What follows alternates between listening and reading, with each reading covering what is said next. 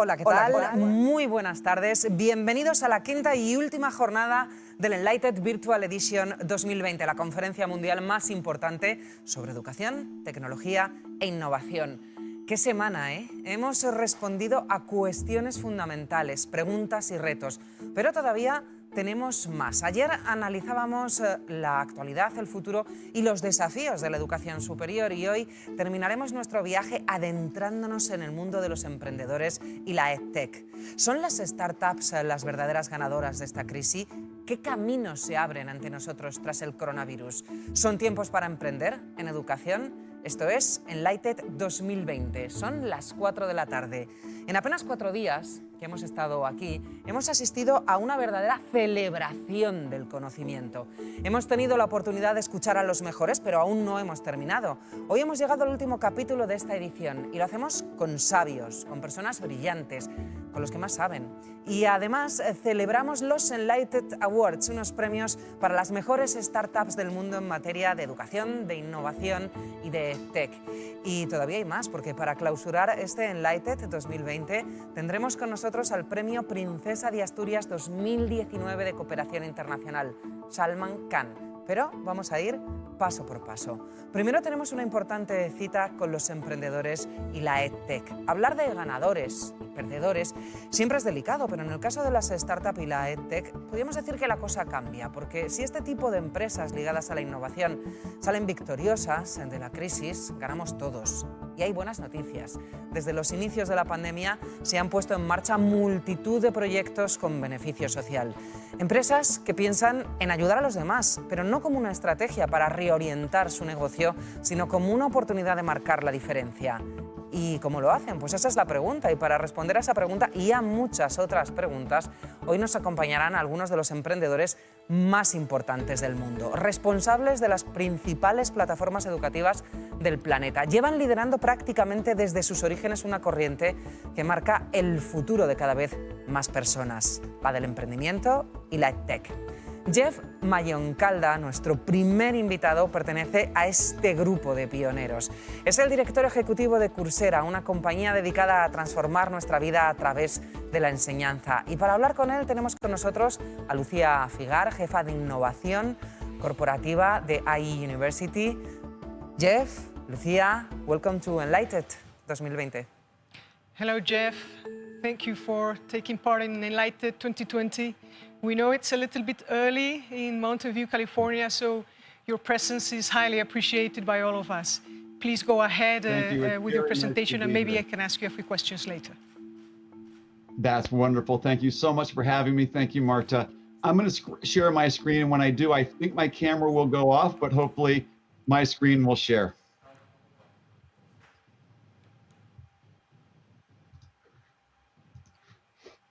Ups, parece que hemos tenido un pequeñito problema de conexión, Lucía, con esa conexión con Jeff Mayoncalda. Fíjate, Lucía, porque hace un momento decíamos que Jeff Mayoncalda es uno de los grandes. Creo que ya lo tenemos, que ya lo hemos recuperado. Mr. Mayoncalda, can you hear us? I can. Are we ready? Can you see my screen? Yeah, go ahead.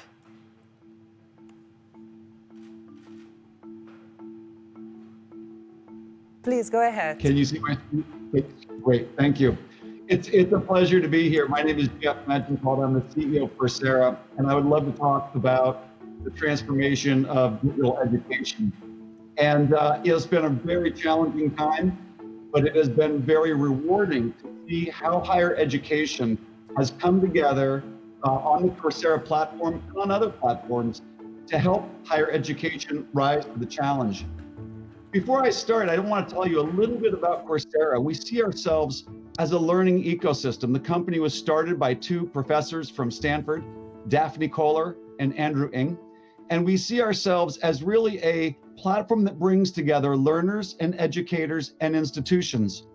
We now have 72 million learners in the world, many in Europe, many in the US, but 80% of the learners are outside of the United States. On the educator side, we have 150 of the top universities and now 50 industry partners. These are companies who have authored courses on Coursera. And the reason that they are interested in putting courses on Coursera is because they want to teach the world. They want to reach learners individually and through institutions so that they can extend their ability to reach and teach anywhere in the world. And then the final piece is institutions. 5 years ago, Coursera launched Coursera for Business. That was followed by Coursera for Government. And then just last year in October, we launched Coursera for Campus. This is a version of Coursera where our partners' courses, online courses, are available to any college or university in the world. So Coursera really sits in the center of an ecosystem that brings together learners and educators and over 6,000 institutions. We partner with some of the top universities. Many are in the US, many are in Europe, and we also are proud to partner with some of the best institutions in Spain, who together have authored over 100 courses natively, and we've also translated over 1,500 courses into Spanish. So there's a fairly broad catalog of Spanish language content on Coursera as well. I mentioned that we have 72 million learners. This is how they're spread around the world. North America, Asia, Europe, and Latin America are our biggest presences. We have 1,300 learners in Spain. And in the last 12 months, things have grown very rapidly. We've actually doubled from 5 million to 10 million in India. Europe has grown about 50%. And the number of learners in Spain on Coursera has grown slightly less than that at 43%. We partner with some of the best industry partners who also author courses on Coursera. And Coursera is also hired by some of the leading companies in the world who are using Coursera and our partners' courses to upskill and reskill their workforces digitally.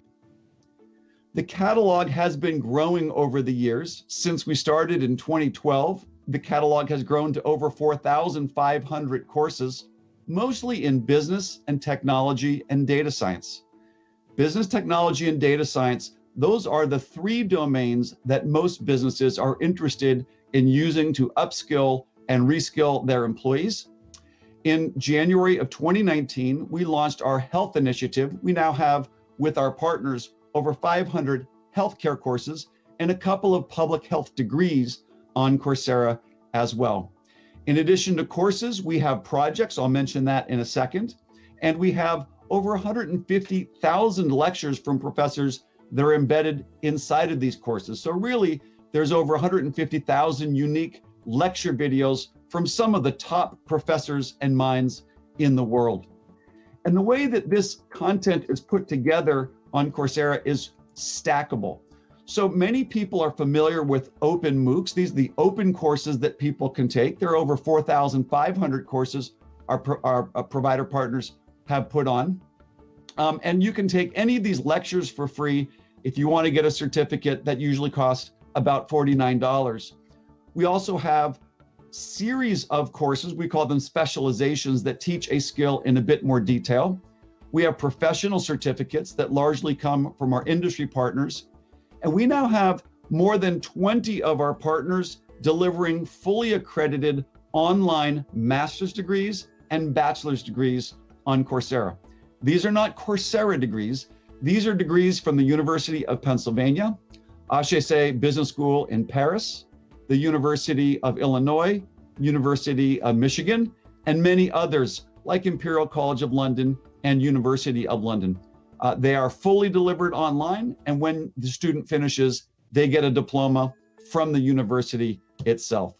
And then recently, we launched projects. These are hands-on projects that complement courses, so you can learn the theory in a course and actually build a project online in something that we call Coursera Labs, and I'll describe Coursera Labs in a moment. When people talk about stackability, it's very valuable because offering a part of a degree or part of a course open and for free is a great way to attract new students to a course or to a degree program, but it's also a learning strategy. Many people aren't ready to take a full degree. They want some of the foundational learning. And by allowing people to come in for just one course that they can try for free, they can not only engage and get to know the professor and the institution, but they can also learn some of the foundational material that is required to take a full degree program. So we think of stackability as a marketing strategy. We also think of it as a learning strategy. I also would like to talk a little bit about what we're seeing in terms of collaboration between industry partners and university partners. For many individuals, they do not have a college degree and they are in jobs that are likely going to be automated. And so they're looking to transition their careers.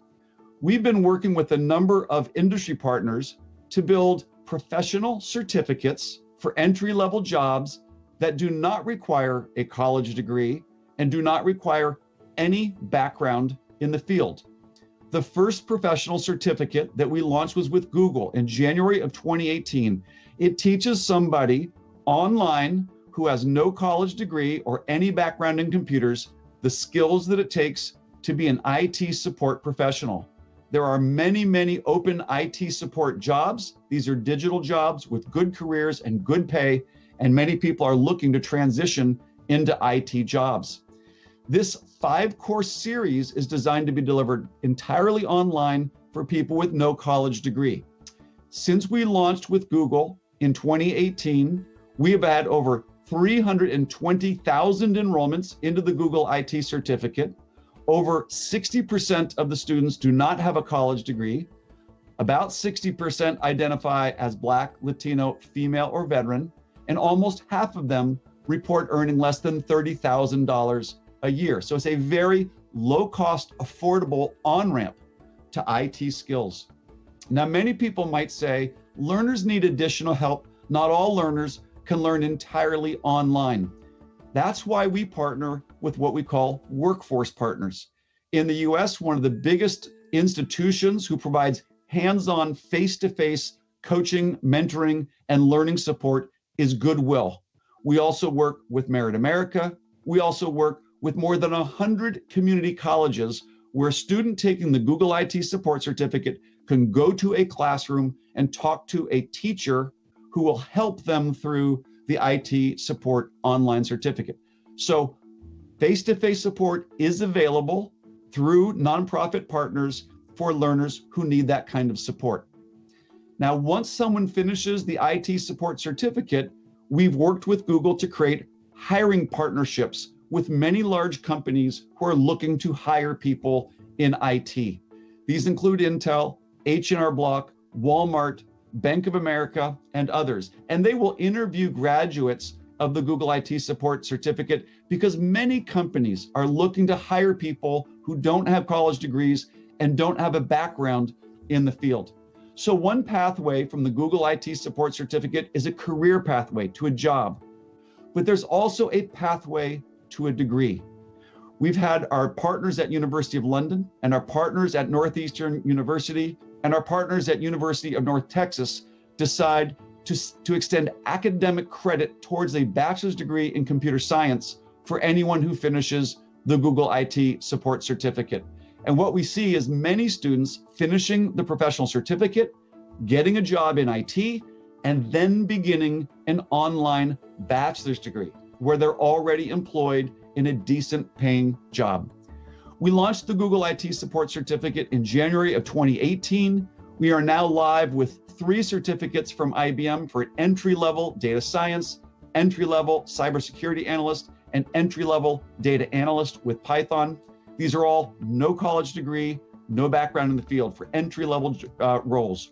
We just launched a certificate with Facebook for social media marketing for people who want to get into a job in digital marketing.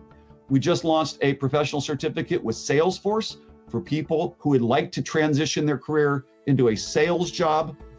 We just announced with Google 3 additional entry-level professional certificates, one with data analyst, one for software project management, one with UX design. And then we just announced 2 weeks ago a professional certificate for entry-level jobs into bookkeeping positions with Intuit Bookkeeper professional certificate.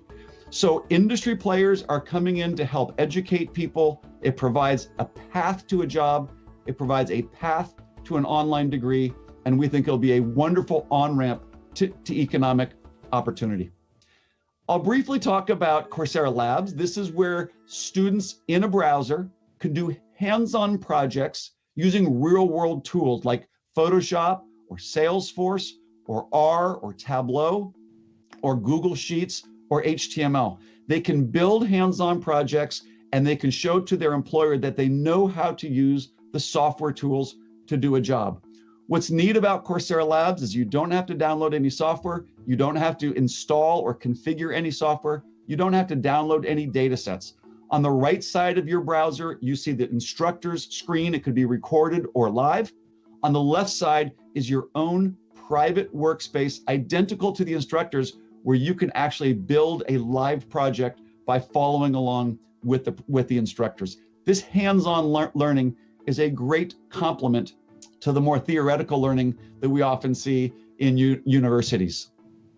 We've noticed especially that students in universities love taking these guided projects.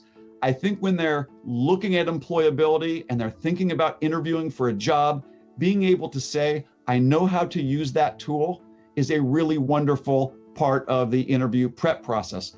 They can say, I know how to use Jupyter Notebooks. I know how to use Python. I know how to program in Visual Code Studio. And what we've seen in the most popular projects you can see here on the screen is that students want to learn how to build websites. They want to learn HTML. They want to learn Python. They want to learn how to do project management. They want to learn databases and SQL as well. So these projects are a wonderful complement to a college degree because it can help them interview for jobs and learn the tools needed to do those jobs. I'll talk a little bit about COVID-19 and then wrap. As many folks know, when the pandemic spread, 1.6 billion students from kindergarten through college saw their schools closed. What we saw was a huge demand in online learning that shifted, especially in March and April. Globally, we've had 61 million enrollments since the pandemic started. This is up almost 500% from last year. And especially we're seeing learners who are new to Coursera come onto online learning.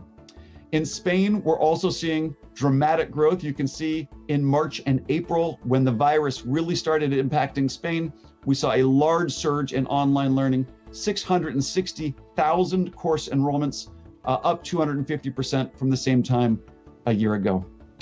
As these campuses closed, our partners, our university partners in Spain and all around the world came together and decided to offer their courses for free to any college or university in the world who needed to provide online instruction and who did not have a catalog of 4,000 online courses like our partners have created.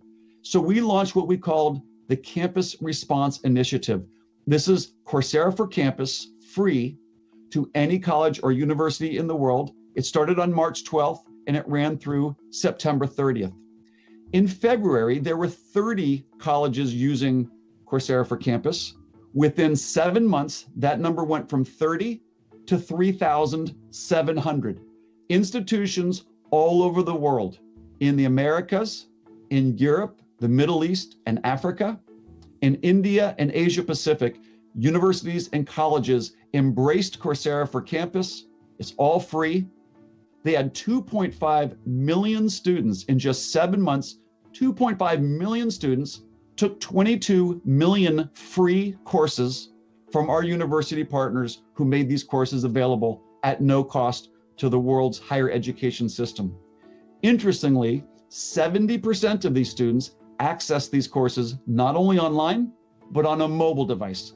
Mobile is extremely important, especially in emerging economies.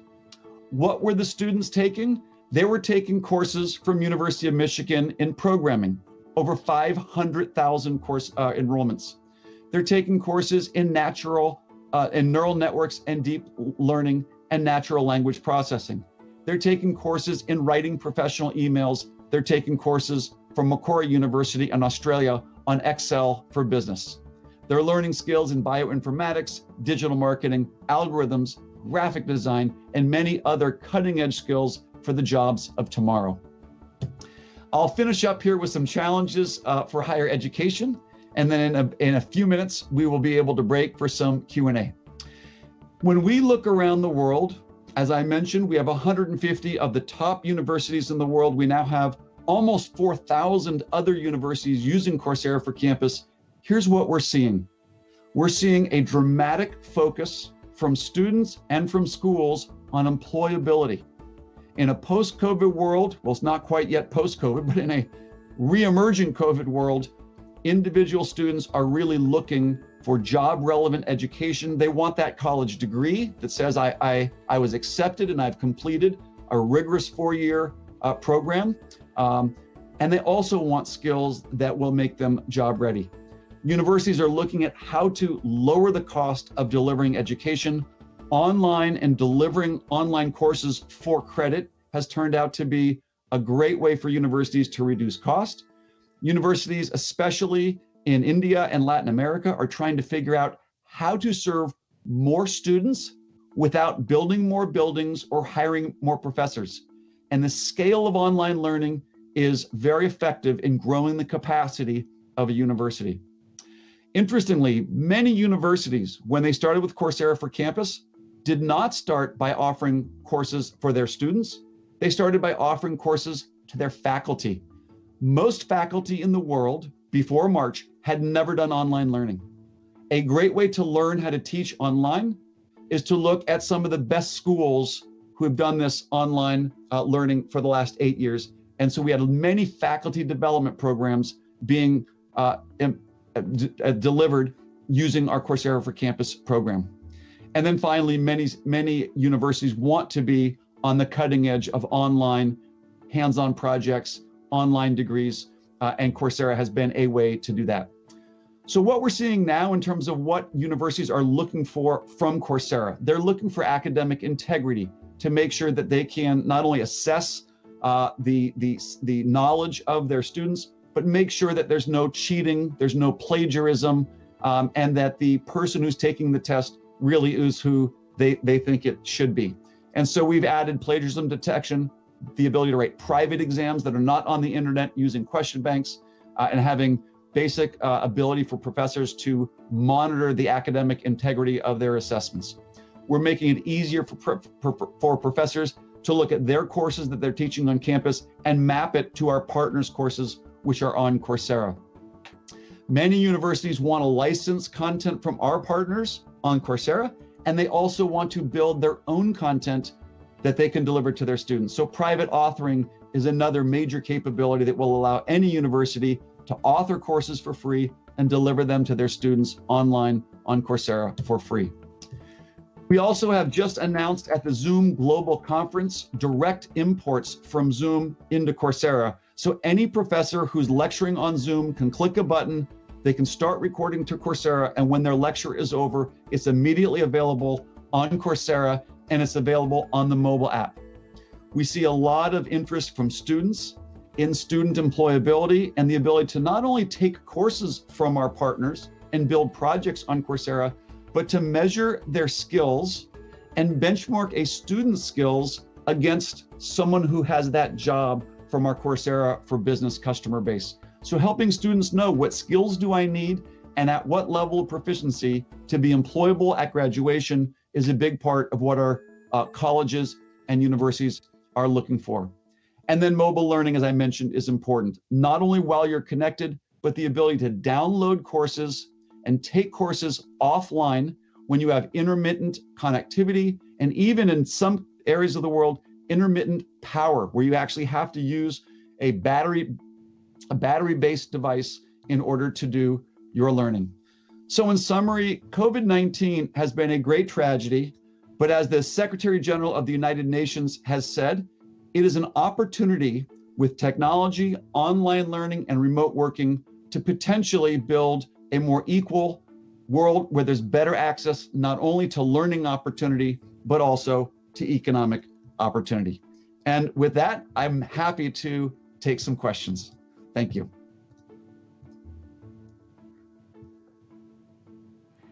So thank you very much, Jeff. It's been a very insightful presentation, and Coursera's numbers are just incredible. When you were presenting, it came to my mind something that is repeatedly said at technology conferences. You know, Uber The largest taxi company in the world has no cars. Airbnb, the world's largest accommodation provider, owns no real estate. Facebook, the largest media owner, creates no content. So following that analogy would say actually that Coursera is the largest education provider, but has no teachers, no students, no campuses, no content. So my first question is, do you expect to keep this incredible growth after humanity finds a vaccine and the virus hopefully is gone forever? Is this the future, universities and tech companies putting their content in platforms like yours? Do you think online learning will become the standard? And if so, what do you think will be the role of the campuses, and what happens to that social, physical experience of the students? It's a wonderful line of reasoning, and I think that you are spot on. My sense is that online learning is here to stay. And like you said, Coursera is really just a platform that allows higher education to support the transformation of higher education. It's actually universities from within helping other universities make this move online. And they're really sharing and licensing their courses for other universities that want to use those courses to help educate their students. So we hope that we can continue to be a place where universities collaborate with industry and with other universities to do a more effective job giving access to online learning to more students. I don't think that we'll ever have teachers ourselves. I don't think that we will have our own students. We will certainly not have our own degrees. We will never be a university, but we can enable universities to help other universities go through this transformation. The residential experience. What we are seeing is a reinvention of the way people teach, the way that students learn, and even the way that employees work. There's, I think, an analogy between online learning and online working. And just as we will never go back to the office 5 days a week and work in the same way that we used to work, I don't think that we will ever go back to a world where there's no online learning. But also, just as we're not going to always go back to work in the same way, we're also still going to have offices. We will still go back to the office every now and again, probably not everybody. At Coursera, we're thinking maybe 40% of our jobs will be remote and not in an office at all. But most will still have the ability to come to an office, probably 2 or 3 times a week. Some people might want to come 5 times a week. It depends on their preferences, really. I think the same will be true for education. I think that many students, especially adult learners who are working, who have jobs, who have families, and who cannot afford to stop their lives to go back to campus, will be able to have incredible learning experiences from the best universities.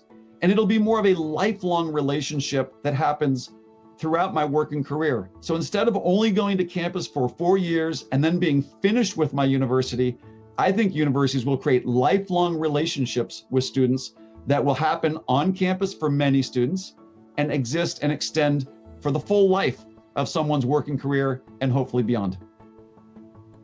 It's interesting because we've seen in your presentation that Coursera has a wide catalog of courses from many universities in different disciplines. I think I saw 1,000 courses in business, 800 in data science, and so forth.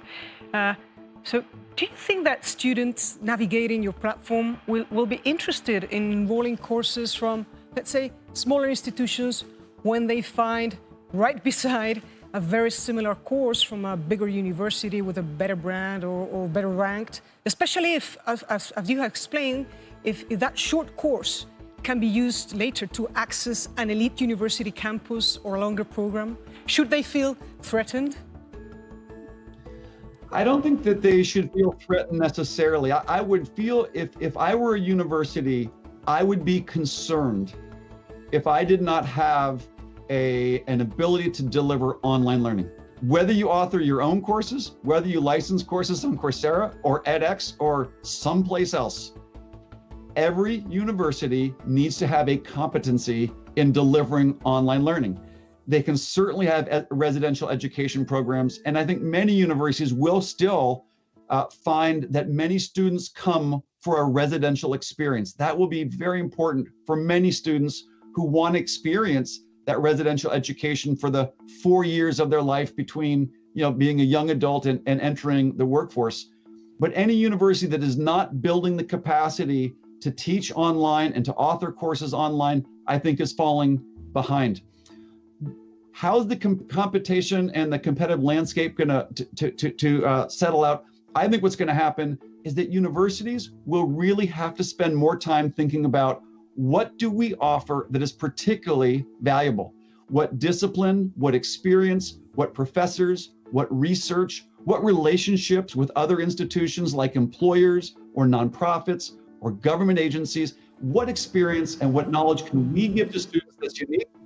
And I think they're going to focus on those things they're good at, and then they will partner and collaborate to fill in the gaps with other universities who do other things well. Okay. And in your presentation also you have showed that low-skilled jobs are the ones hit hardest by the virus. Jobs performed by qualified people holding bachelor's degree have been less vulnerable. And in addition to this, low-skilled jobs are the ones with the highest risk of automation. They will be done by robots in the future. And despite the data you have showed in the Google IT support certificate, MOOC reports normally show that the average learner is someone that has already has a university degree or a college degree, or at least a significant educational background or professional experience. So do you think MOOC platforms are essentially for lifelong learners? What are the challenges to reach the unskilled? Because if finally online courses don't impact the disadvantaged people with a low educational background, maybe we would have to face critics saying that MOOCs are widening the digital divide, by reskilling the already skilled and not closing the gap. I think that that's a very valid concern if Coursera did not expand and innovate the kinds of content on the platform and the audiences that we reach. Certainly in the first 5 years of Coursera's life, from 2012 through 2017, it was almost exclusively university content in advanced subjects being learned by people who have bachelor's degrees already, and some have master's degrees and PhDs.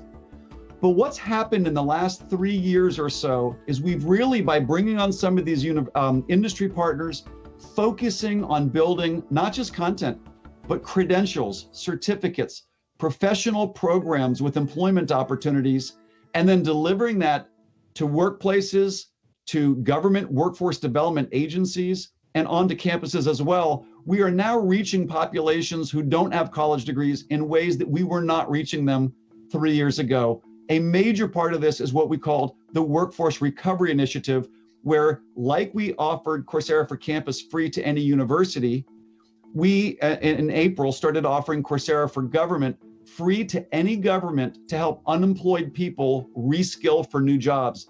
And through the Workforce Recovery Initiative, government workforce development agencies are using these entry-level digital job training programs to reach audiences of people who do not have college degrees and who do not have backgrounds in the field. So I think we started mostly with higher ed for people who've already had degrees from higher education, and now we are expanding the content, the credential, and the audiences that we're reaching. Partnerships with governments are essentially for the unskilled, would you say that? Okay, interesting. Okay, and out of those 72 million learners, that's a number, is this the number that actually enroll the course, or the number of students that finalize the course? I mean, I know your answer, but I just wanted to have some insight from you on completion rates. Why are they so low, and how is Coursera and its partners working to increase completion rates? Is this a challenge? Does this concern you? And what are the barriers? And essentially, is it possible to improve those figures without surrendering either depth by making courses shorter or more or easier, or accessibility, which means selecting students? It's a wonderful question. And I think that we in higher education often come to this question with an understandable bias. And the bias is this: in the traditional world of higher education, where a young person would expect to spend 4 years or 3 years if you're in Britain getting a college degree, and sometimes pay considerable amounts of money, and in the United States go into considerable debt in order to buy that education, where you only get the degree if you complete. Completion is very important. If you ask how many people ask how many YouTube videos were completed, how many Netflix movies are completed, there are many things that don't require a high completion rate. What we see is when students come onto Coursera and start a course for free, about 10% will complete that course. But many of those students did not ever expect to complete the course. When you look at the individual lecture videos, among those who start a lecture, these are 5 to 10 minutes, we find that 96% of students who start a lecture finish the lecture. For free courses, only 10% finish the full course. But when a student pays for the course and they're looking for that credential, the certificate that says, I completed this course, we see that the completion rates are about 50%. When students at work take courses that their employers want them to take, we see the completion rates are about 60%. When they're doing workforce development programs like a COVID contact tracing course from Johns Hopkins University, the completion rate is 90%. And when they're doing an online degree on Coursera, the completion rate is over 90%. So it depends. Why is the student learning? If they're learning to get a credential and they must finish for that, then they're more likely to finish. If they're just learning a lecture or they want to learn a new skill, oftentimes they will not finish. And that's okay, because they didn't pay anything. They didn't lose anything. They spent some time, they learned something new, and they got what they wanted. But which do you think will be the trend that will prevail? I think it's sort of a try before you buy. If you look at the number of students, we have over 10,000 students taking online degrees from our partners, professors, and universities today. Over 60% of those students in online degree programs earning degrees online on Coursera, over 60% of them started by trying an open course first. Try before you buy. Let me see if I'm interested in this topic. Let me see if I like this professor. I've never met this university. Let me introduce myself to this university. Without paying anything, I can try it. I can see if this is something that's interesting, if I'm good at it. And then if I like it and I feel that this is something I want to pursue, I can continue to do that. But I do think that the future is, like with many things, trying before you buy, letting people sample things, explore before they make a big time and investment, a financial investment. I think that's going to work. And most people studying on degrees online will have started in some shorter open course online. Nice. So let's now talk about stackability, which is a trend that interested me a lot, and I think the audience will appreciate your comments on it. For those not familiar with the word, it means, as Jeff has showed in his slides, cutting long programs into shorter modules, which gives students credentials, and then allowing them to accumulate or stack them together at their own pace. How do you see this trend? Because it seems to me it can be a huge source of innovation. Do you see it that way? It is. You know, once you take something that was once monolithic and you can break it into modular pieces and you can recombine those pieces, even across institutions, even across schools and colleges, even across industries, suddenly the number of combinations and possibilities really opens up. So I would encourage those in higher education to think about stackability in a few ways. For sure, building a degree online, and at the time that you design that online degree, thinking about what will be the modules that people can take as discrete parts of the learning process that can then stack into this full degree, that makes good sense. Building a stackable degree from the outset makes good sense. Another thing that we're seeing, and University of Michigan is doing a wonderful job here, they have multiple degrees on Coursera, and each of these degrees is stackable in the degree, but now they're starting to mix and match pieces across degrees. So they have a Master's of Public Health, they have a Master's of Applied Data Science, they just announced a Master's of Population Science, and they're starting to mix the different pieces, all from Michigan and all part of online degree programs, but now they're starting to mix pieces of their degree programs for interdisciplinary stackability, still within the institution of University of Michigan and still only within online degrees, but across colleges at University of Michigan. We also have industry to higher education stackability. That's something that the two parties did not agree on ahead of time, but University of London looked at the Google IT cert and says we can articulate credit to that Google IT certificate. So you can have stackability across institutions that was not predetermined. And then another thing that I think is really exciting with universities is many universities, in a sense, are allowing their students to take courses from universities on Coursera and have that count as credit towards an on-campus college degree. That's almost a sort of stackability as well. Taking an online course from a Duke and having it count towards a degree at NMIMS University in India is a way of multi-higher educational institution stackability.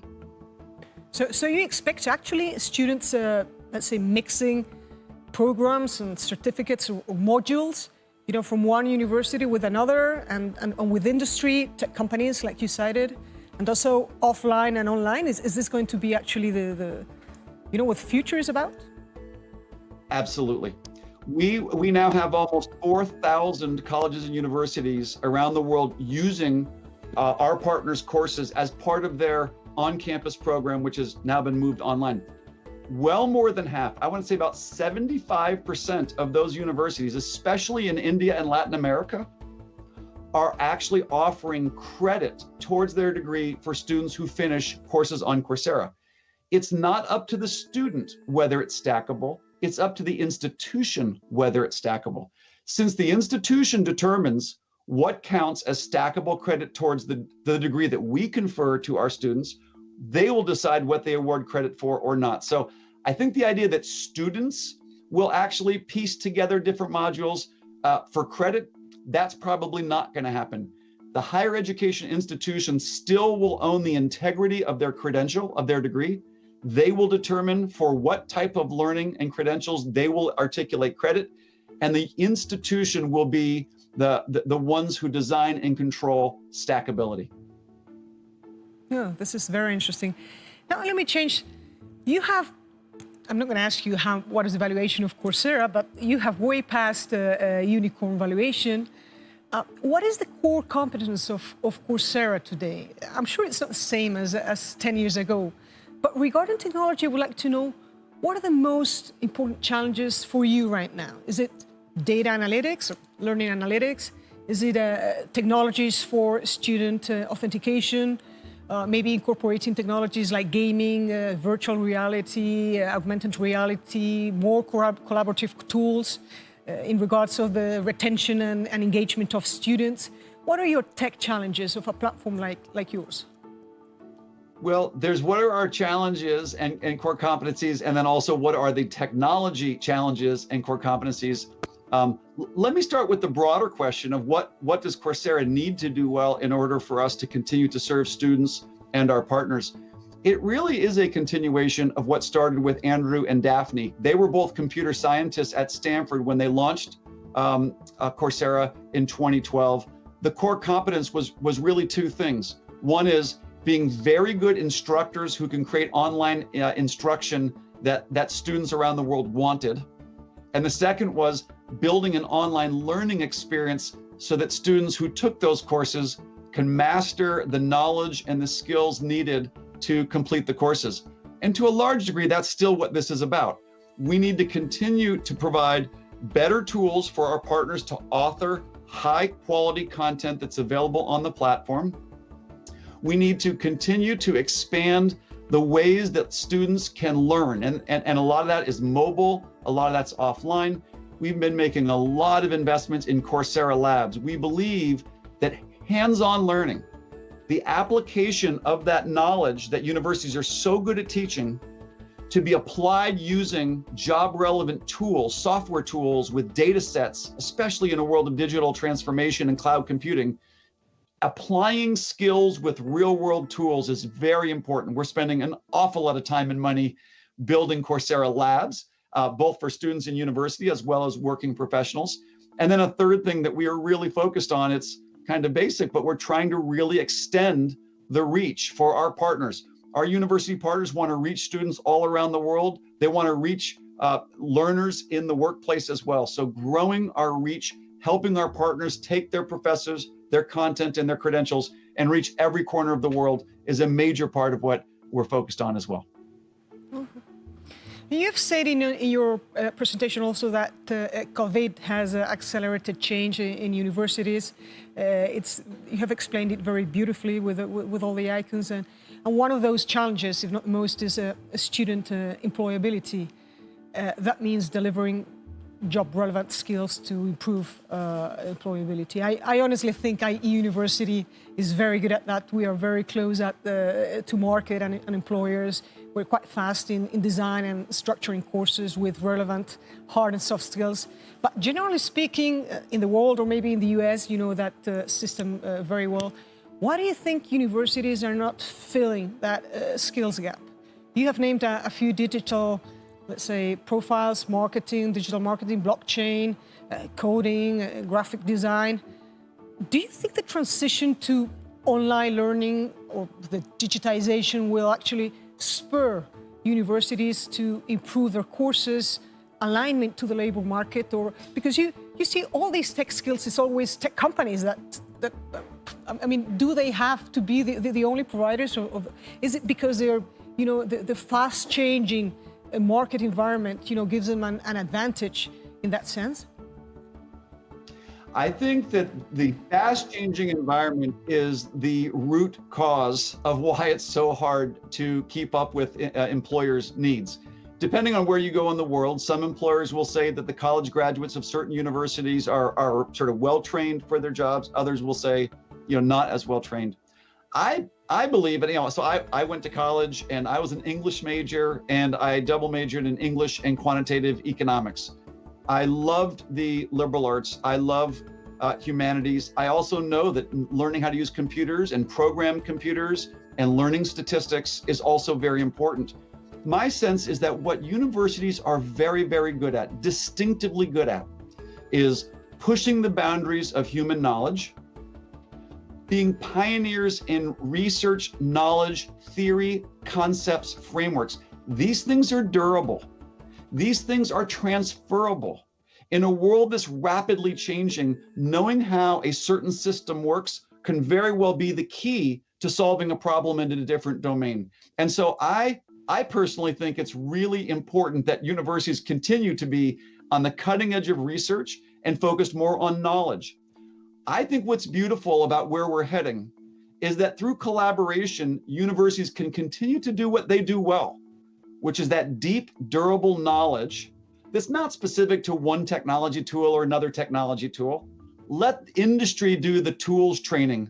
Let universities break new ground in the frontiers of knowledge. And then what you have, I think, is a wonderful partnership where universities are teaching and breaking new ground in knowledge, and the companies are helping students apply that knowledge to specific tools with specific business contexts and specific data sets. To me, that's the beauty of courses from universities and projects from industry. I mean, for me, it seems very simple, but we see many of the universities saying, you know, we're going to continue to teach those theoretical courses, and we're going to use a lot of these projects from Coursera as industry partners just to make sure that our students have those skill tools. We're not going to have to teach them, though. We can get that on Coursera. But okay, seeing, you know, how Coursera has evolved and all these partnerships and a wide range of courses, would you define yourself today as a MOOC platform? And if so, what is for you, Jeff, at MOOC today? Because it seems to be that every single letter is negotiable. You know, massive. What does massive mean today? Open is free. Open is a, you know, a free entrance, a free cost. Online, you know, course. What kind of? What is for you a MOOC? And do you think Coursera today, where you are today with 72 million learners, all of you have achieved, is it a MOOC platform? We think of Coursera as a global learning platform. I mean, certainly the idea that you can come to Coursera and in massive numbers with, you know, millions of people. One of the courses from Yale that was published last year is called The Science of Wellbeing by Dr. Laurie Santos. And it's all about how humans make choices, and certain choices make us happy and other ones make us less happy. We've had over 3 million enrollments in that one course in 2020 alone. Now, that's massive. And the vast majority of people did not pay for it. That's open. And it is a course. So there definitely are. It is fair to say, are there MOOCs on Coursera? Absolutely. And is that model of big, open, accessible, and free, is that important? Absolutely. But Coursera has grown into much more than just a MOOC platform, because now some of these MOOCs are earning students credits towards college degrees in countries that are halfway around the world from the professor that authored that MOOC. And many of these MOOCs are actually being authored by industry. And many of these MOOCs aren't even MOOCs. They're online degree programs with live lectures with professors and study sets and TAs. And when you graduate, you get a real diploma. And with the hands-on projects, that's not a MOOC at all. You're building a project using a tool and data set. That's on Coursera too. So I do think that MOOCs are still very important. They're an important part of Coursera, but it's one piece of a growing learning ecosystem. It's time I have to finish. Thank you very much on behalf of all Enlighted partners, Fundación Telefónica, IE University, the South Summit, Fundación Santillana. I would like you to end with a message to the people, suffering this great lockdown, studying online, students seeing their education disrupted, people working at home. Give them a message, and thank you very much, Jeff, for your time. Thank you. I want to thank you and IE University. My message to most is the future is about learning, and learning is opportunity. Learning has been the source of human progress since we started farming. The way that we can learn and share ideas has allowed us to transcend what every other species has done. And I think that the bright side of this pandemic is that we may see a future where not only can anyone learn online, anyone can get job opportunities online as well. So the ability to learn and the ability to have equal access to economic opportunity might be one of the most promising outcomes of this horrible pandemic. Thank you. Thank you.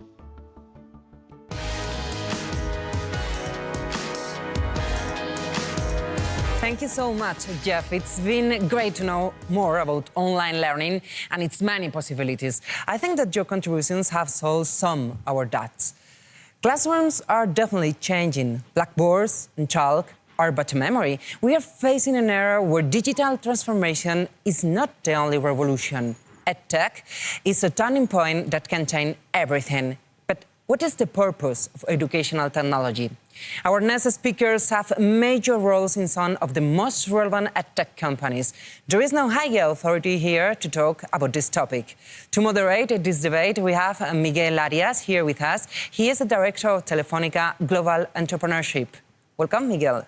Hi, Marta. It's great to be here. And we're going to be discussing today about the fact if EdTech has reached a tipping point in this 2020 or not. And we have an amazing panel to discuss this. So I'm going to just introduce each of them briefly. First of all, I would like to welcome Matthew Greenfield. He is the managing partner of Rethink Education. Hi, how are you doing? Fine, how are you?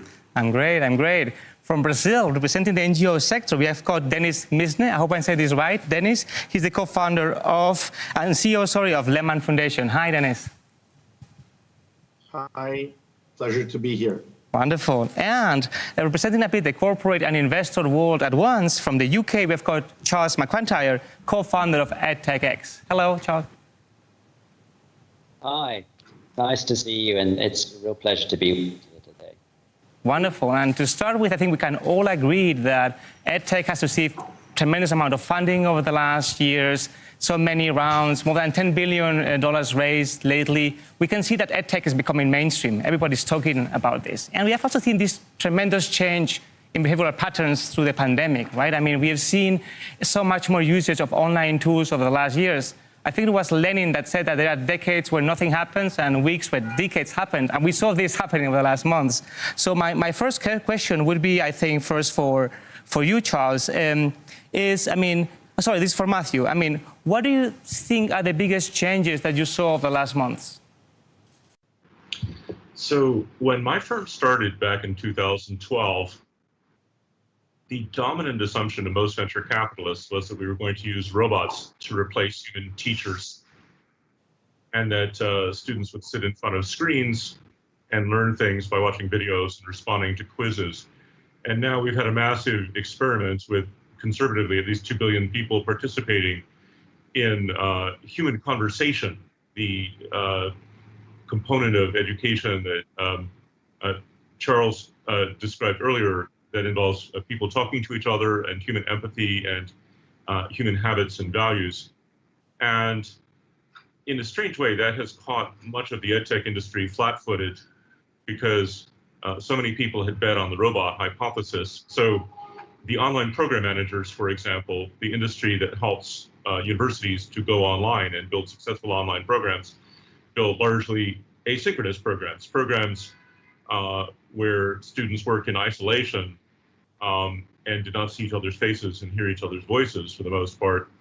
There are actually only 2 online program managers that started from the very beginning with video conferences and seminar-style education.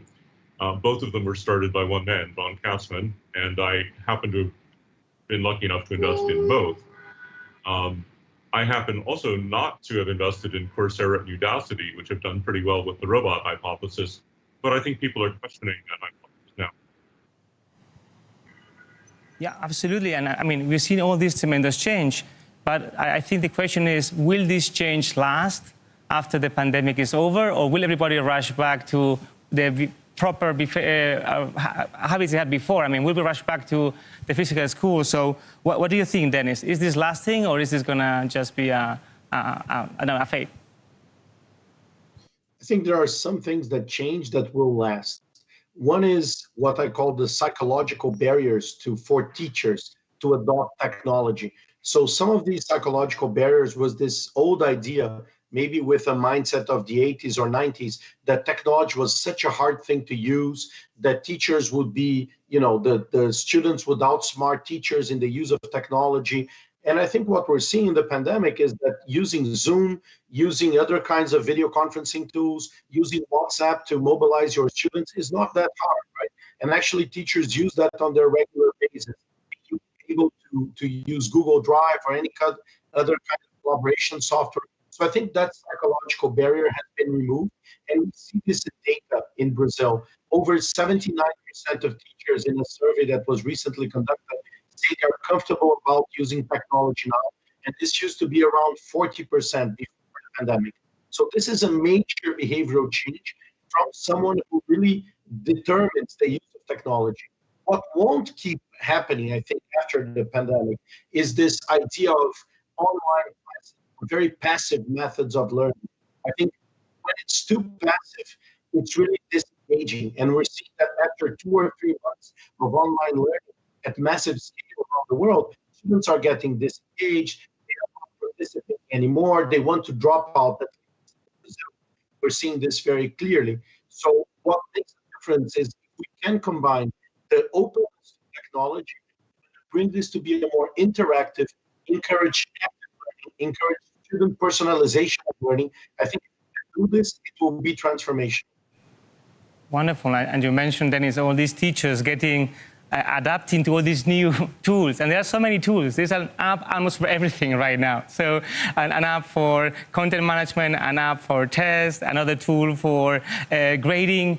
What do you think? I mean, Charles, do you think we will see this further tremendous unbundling in many different tools, or we're going to see the opposite of the next years?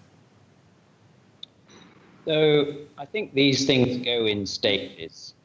First of all, there is an unbundling, which we see as people develop and invent new tools to improve the efficacy of learning. But what happens after that is that these things start to aggregate. And you start to see that already. You see businesses in the States like Chegg, which started off with content and now adds a whole range of other tools, kind of online tutoring to kind of course materials to test and prep. And so what we'll see, as we do in many other industries, is that once you have that initial fragmentation, it starts to reconsolidate and you get some key drivers in the industry, bundle that whole combination. And what we need to remember is at the heart of it, what is a school? What is a university? It's essentially a bundled offering. So that bundled offering is the model that we're used to, and that's where it'll end up. So I think we're just in a stage of unbundling, but it will return back in different form as a bundled combination. Yeah, absolutely, absolutely. And let me be a bit controversial here. I mean, I have this feeling that in edtech, a lot of the elements of edtech is becoming a commodity, from the business model to a technology. So, and I would like to ask this for each of you. I mean, my feeling is just maybe brand and content is going to be a differentiator. Do you think everything's becoming a commodity? And if not, what are the differentiators for all of you? Maybe, I don't know, maybe Charles, you can, yeah. Yeah, sure. So I think the key bit about education technology is, can we deliver at scale a bespoke service? And that is at the heart of the promised land for education technology. If we can deliver that bespoke element, the personalized service which addresses each individual's need but at scale, then we've delivered what we can with education technology. And that then is no longer a commodity. It is a very discrete, useful tool. If we just focus on a extensive doom-boom type offering where everybody has the same and it's mass distribution just of content of one flavor, it's failed. I see you nodding, Dennis. What do you think? And then we're going to give it to Matthew. So. I think Charles' points make a lot of sense. I think a big part of scaling up, at least in developing countries where I come from, is just this massive physical barrier, which is connectivity, right? Schools are not connected. In Brazil, 20% of students don't have access to the internet properly. 42% don't have a combination of great devices and great internet connection. So this is a major barrier, right? So a lot of the changes are not either going to make the world even more equal, which certainly we don't want to, or we need to tackle that. So I think there is one thing that might be a commodity and might be less sexy than talking about the tools and the features, but that we definitely need to talk about as the education community, which is making sure that connectivity to schools and to students is a priority over the next couple of years. Otherwise, we'll just leave many, many people behind. Absolutely. Very, very relevant point, Dennis. And Matthew, what do you think? Your question is really a question about education content, and building an actual school or an automated tool that really teaches someone a difficult skill is not so easy. So interactive tools are not as easy to build as mediocre education videos in which the teacher stands in front of a chalkboard and explains things, the MOOC model. Yeah, totally. You're right. Let me try to go then a bit more in specifics. I mean, we see a lot about this talk about blended models, right? And we see that with this now remote first world, it looks like it's much more blurry line between our digital and physical selves. So maybe this is for you, Dennis. Do you think this line is going to get even blurrier? And you talk about how the community needs to be a part of all these interactions. So what is your feeling around blended educational models? I think blended education is a fantastic opportunity if we do it right. So I'm trying to use an analogy in some debates, which is you have to separate what is an online classroom and an online lesson, right? And the online classroom is an environment where people are actually working together. And if you blend that and you bring the physical classroom, the debate, kind of a lot of the old talk about the flipped classroom, taking it to the next level, right? You can do some things but you need to have a much more like interactive experience. You have to get the sense of cooperation, develop social learning at school when people are together, and teachers can be very provocative and can take the students to a next level experience. If you think about the hybrid model where it's all about passive learning, or it's all about just extending the school day with the same kind of traditional way of delivering content that's Matt was referring to, the teacher teaching in a class, like just lecturing, I think this is going to work. So I think we need to take this opportunity and not only include technology to do the things that we already do, but use technology to open new forms of learning for schools. Totally, totally. And now switching a bit gears and talking more about the corporates, this is for Matthew. I mean, as you know, here in Telefonica, we have a strong bet on edtech and education as a whole from the Telefonica Foundation. We do, as you mentioned before, support communities. Also, our more corporate approach in Educación Digital, where we try to sell also products to other corporates. What do you think in this new world that we're mentioning and discussing today is the role of the corporate, or particularly of the telco, and both as an operator, as a creator of content and platforms, and also as a customer? What do you feel? So if we're going to reach the bottom billion, it has to be through cell phone carriers. There's no other way.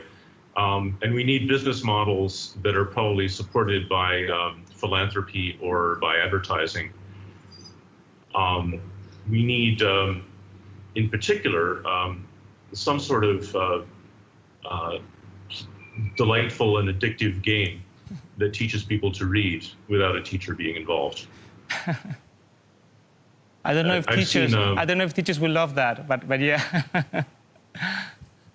Well, no, there will still be a lot for teachers to do.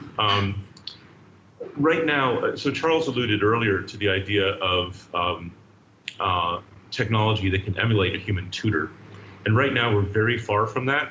But the thing about exponential technology growth is that once you reach the knee of the curve, it moves very quickly. So I remember when computer translation was just a joke, horrifically inaccurate. There was a famous example of translation from English into Russian and then back of a quote from the Bible. And the spirit is willing, but the flesh is weak. It was translated into Russian, and then it came back as the wine is good, but the meat is rotten, which is maybe an amusing insight into the materiality of the Russian mindset. But now computer translation is roughly as good as human translation. Indeed. So that is not to say that there will be no role for human teachers when we hit this inflection point, but rather that the role of human teachers will change. I mean, right now, teachers spend a lot of time doing direct instruction, standing up in front of a chalkboard or whiteboard and talking and trying to keep the attention of an entire group. I'm a former college professor. I have a PhD in English from Yale. I taught at Bowdoin College and Columbia University and City University of New York, and it's exhausting, right? It's much better for the teacher to be working one-on-one as a mentor.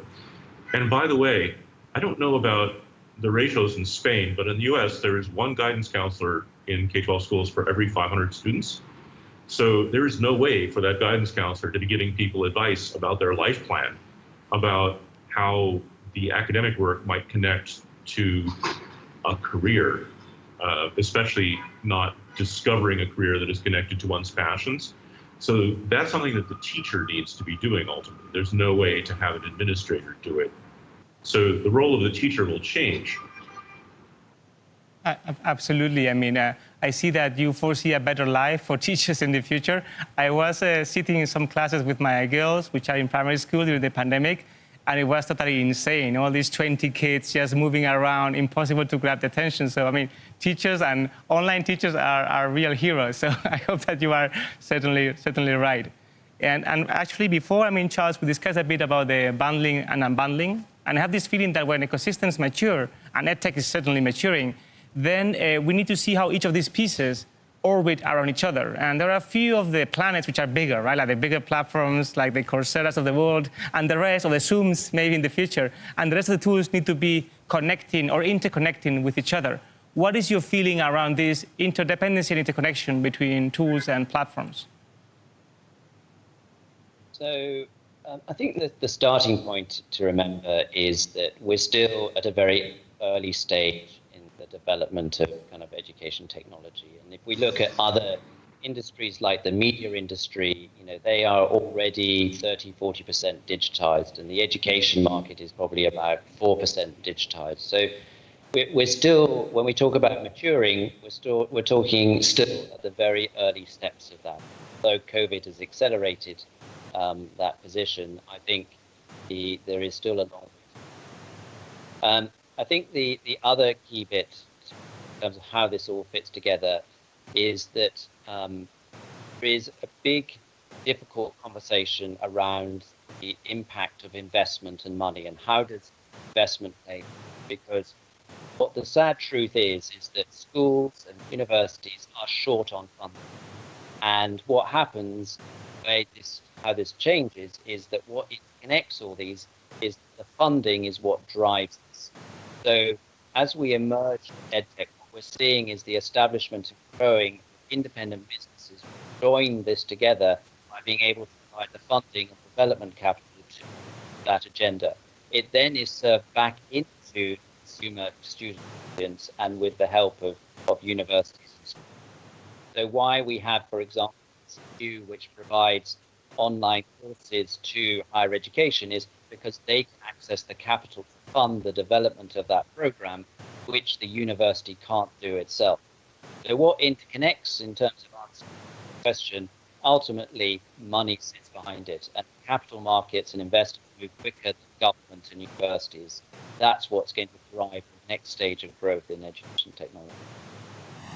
Wonderful. And we are nearing the end to this very insightful debate. And we have all tried to have this crystal ball on the future and talk about things that may happen, future trends. But famously, Jeff Bezos tries to say that he always bets in things that will not change in the next 10 years, right? Because that's the most sure bet you can make. So I would love to ask each of you, and maybe we can start with Dennis, what do you think will not change in edtech over the next 10 years? I think what won't change is the need to offer more personalized learning for students. We have hundreds of millions of students. It's impossible to believe that the model that we currently have, that treats them all equal, that assumes they all learn at the same age, at the same pace, is going to change dramatically. It's not going to change. So we need to use technology to fix that. The other thing it's not going to change is that it's really, really hard to teach well at scale. And technology is good at helping doing things at scale. So I think we should look at that because it's going to be hard. The last thing is that we need to think is these sectors are largely going to be driven by government, especially in K through 12. So if we don't solve the way how government is getting engaged with edtech, we're not going to solve the problem. Totally, totally. Matthew, what do you think? Just to build on Dennis's point, sadly, I think the thing that is not going to change is that there is going to be a massive opportunity gap between the privileged around the globe and the vulnerable. And that what we've seen during the pandemic is that, most edtech doesn't work. It's simply not educationally sound. B, even when it does work, it often widens rather than narrows the gap because the poor don't have good access to bandwidth, to their own devices, to private space and freedom from chores. They just don't get to participate in the educational system in the way that the affluent do, even if they're in the same public school system. So that, unfortunately, I don't think is going to change. And lastly, for you, Charles? So trying to bring some hope to the conversation. I think one of the things that I think is important and won't change is the role and importance of the teacher. And I think a lot of people have always assumed that technology is about replacement. It's not in this case. It's about enhancement. And what I think we really need to do is to remember that, and in the context of how we encourage and enhance the teacher's ability and capability in the sector. And I often ask myself, who is teaching the teachers? That, I think, is the important bit to go into the next generation of education development for technology. So we are nearing the end of the debate, and it's been super, super interesting for me. And remember, we started with one question, right? Has edtech reached a tipping point or not this year? So we'd love to go the other way around to each of you, and you answer to me in one sentence. Charles, has edtech reached a tipping point in 2020? Absolutely. Matthew?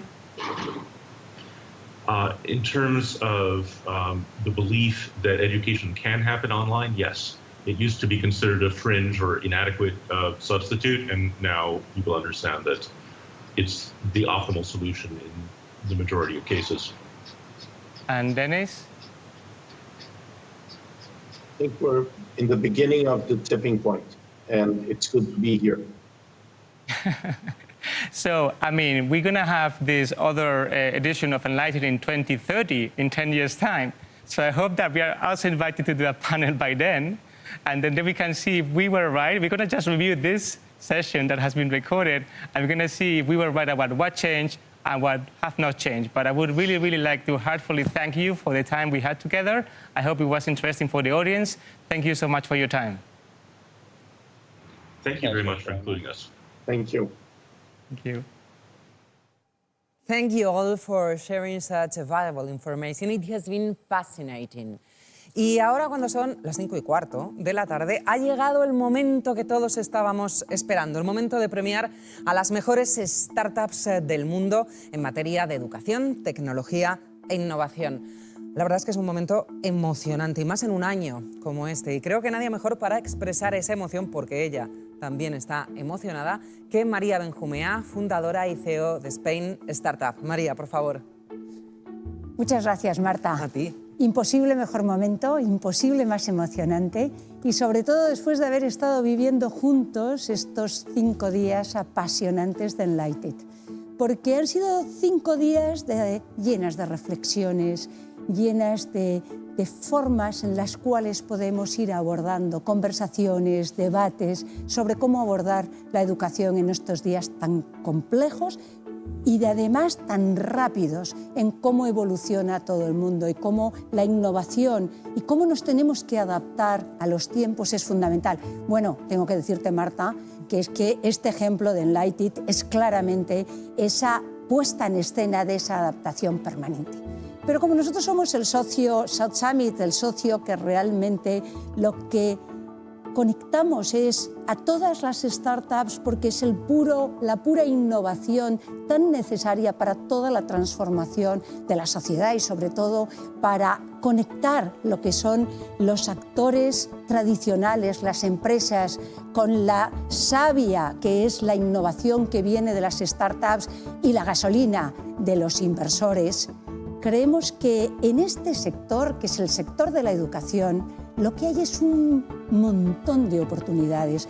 Justo hoy es el Día de las Startups y justo hoy hemos tenido el gran privilegio de escuchar a 12 startups absolutamente increíbles. 12 startups que han sido producto de una selección súper depurada de más de 450 que se han presentado a nuestra competición, a la competición de Enlightened, procedentes de más de 55 países, solamente un 25 de ellas de España. Realmente la calidad de estas startups ha sido increíble, pero yo no quiero decir más. Quiero que pongamos un vídeo y que podamos verlas en vivo y en directo. Ahí está. Meet Buddy AI. Hello, Ivan. edtech, an affordable and scalable online testing platform designed for institutions. We are democratizing the creation of interactive content because now it's simple and affordable for everyone. We are a digital English learning startup. Omaguru makes the text clear, understandable. Kimpel is a digital marketplace for teachers. Building AI tutors and personalized learning to democratize education for everyone. We are the knowledge operating system. Polyglota, the social method for language learning. What makes us unique is the combination of 360-degree education. Tommy is a platform and a device that helps K-12 teachers in emerging countries to create awesome classes. Cypher inspires children to learn the language of the future through creatively themed coding courses. Las acabamos de ver en el vídeo, seguro que las habéis visto también en la competición, pero es que ahora tenemos la suerte de veros en vivo y en directo. Aquí estáis las ganadoras, pero ya no querréis oírme a mí más, con lo cual lo que estamos es en el momento más emocionante para de verdad saber quiénes son las ganadoras. Lo bueno es que tenemos 5 categorías extraordinarias. Marta, todo tuyo. Muchísimas gracias, María, por esa pasión y por esa energía. Bueno, el primer premio de la tarde tiene un valor inmenso, no solo por ser una categoría nueva, sino porque además el proyecto ganador es una de las ideas más innovadoras que hemos conocido en esta edición. Para nombrar al ganador en la categoría de mejor solución de formación en tiempos de COVID-19, tiene la palabra Carmen Morenés, directora general de Fundación Telefónica. Carmen, aquí va el ganador. Muchas gracias, Marta. Realmente momento emocionante abrir este sobre del premio Fundación Telefónica a la mejor startup con la mejor solución durante el COVID. Y el ganador es, the winner is Corbit. Congratulations to Julian Vlad. It's incredible, your solution from Canadian. It's congratulations from all the people that we are behind Enlighted. Y tenemos un vídeo para ver la solución.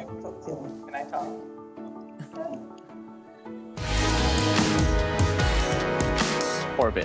We are an AI edtech company building AI tutors and personalized learning to democratize education for everyone. With over 10,000 students and professionals enrolled, Corbit's AI tutors have demonstrated considerable gains in learning outcomes and student motivation. That's why at Corbit, we are working hard to transform online corporate training and make it more personalized, more effective, and more engaging for every employee.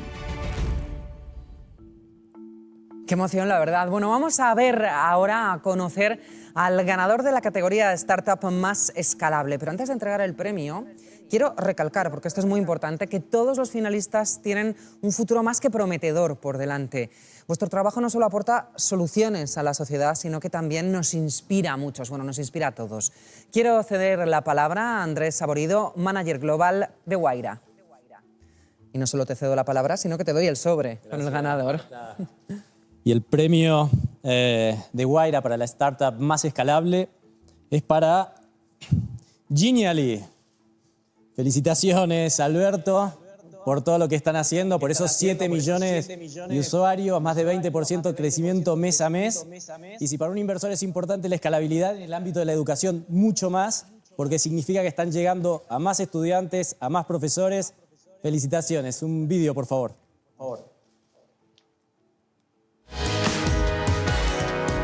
Now with Genially, we like to say that we are democratizing the creation of interactive content because now it's simple and affordable for everyone. We have concentrated the power of Office software and web technology to create a one-for-all tool by which you can create almost everything you learn once and you can use it in many situations. Genially is probably the most versatile tool in the market.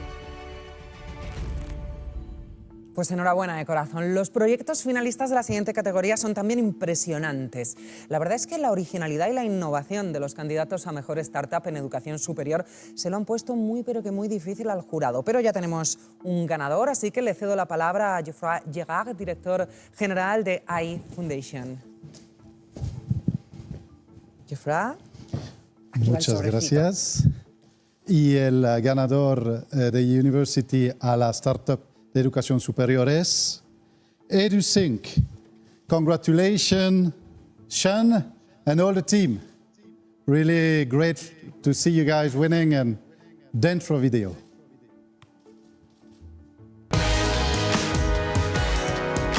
EduSync, an affordable and scalable online testing platform designed for institutions. The combined usage of all of these tools in one dedicated place is really what makes us different. From the 100% online testing of 40 different question types to report generation, allowing universities to use their own staff, and doing it all affordably and at scale to allow any organization from around the world to use the system is what makes us truly unique. 5:23 de la tarde, no me negarán que está siendo una tarde de emociones muy fuertes y aún nos quedan 2 categorías por premiar. Es turno ahora de descubrir al ganador de la categoría Startup con mayor impacto social en educación. Y tiene la palabra Miguel Barrero, director de Fundación Santillana. Miguel. Hola Marta, gracias. Muy bien, pues el premio de la Fundación Santillana, la startup con mayor impacto social en educación, va para Tommy. Enhorabuena, Juan Lopera. Enhorabuena, Colombia. Y damos paso al vídeo que nos enseñe Tommy. Tommy is a platform and a device that helps K-12 teachers in emerging countries to create awesome classes. It's an online subscription for those offline classrooms which work like Kahoot or Quizlet with more than 40 1,000 games already created by the community of teachers that we have in the last 5 months, and very easy to use templates to create new ones, details report, and an AI-based advising system to teachers. All this even without internet access inside a classroom. Qué maravilla tener estos participantes tan brillantes. Ya solo nos queda por descubrir al vencedor en la categoría de Startup con mejor solución tecnológica para el aprendizaje y formación. ¿Estáis listos para saber quién es el último ganador de esta edición de los Enlighted Awards? Pues tiene la palabra de nuevo María Benjumea, CEO y fundadora de Spain Startup. Te dije, María, que no te fueras muy lejos porque tenía este sobrecito. Nada me gusta más que esto. Ta-ta-ta-chan, because this is the last one. Who is going to be the super winner? ¿Quién va a ser el super ganador? Pues el super ganador es, the super winner is Buddy A. Ivan, congratulations, because you not only are the super winner for this, you are the super winner in South Summit in this category of education. So congrats. You are. Next year, we will see you there at South Summit and at Enlighted talking, because you will have an incredible company, an incredible startups. Congrats. Thanks. Yeah, it's an honor. Yeah, I'm shocked, actually. We are going to see your video.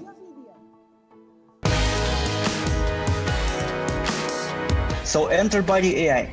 We help children practice spoken English by talking with a virtual AI-powered character, just as they would with a human tutor.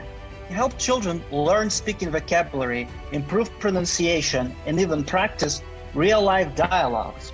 So join us on a mission, and I hope our children will be able to really speak to each other. ¡Wow! ¡Qué emoción! La verdad, muchísimas gracias a todos los participantes, pero a todos, tanto a los finalistas como a los que han entregado los premios, que han estado aquí con nosotros. Muchas gracias. El trabajo de todos vosotros, de todos los que estáis emprendiendo, inventando con las startups, está cambiando el mundo. Hemos vivido un momento muy emocionante, pero Enlighted 2020 no termina aquí. A continuación tenemos por delante un encuentro interesantísimo. Seguro que muchos de vosotros habéis seguido de cerca el trabajo de Tomás Puello. Pues hoy nos va a contar cosas que de nuevo nos van a sorprender.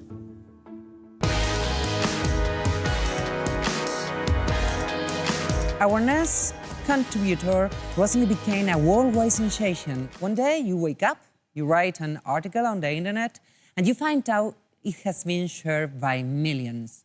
This is the story of Awareness Speaker, a Silicon Valley engineer who became a global reference after posting several articles on coronavirus. The Hammer and the Dance is one of the most well-known.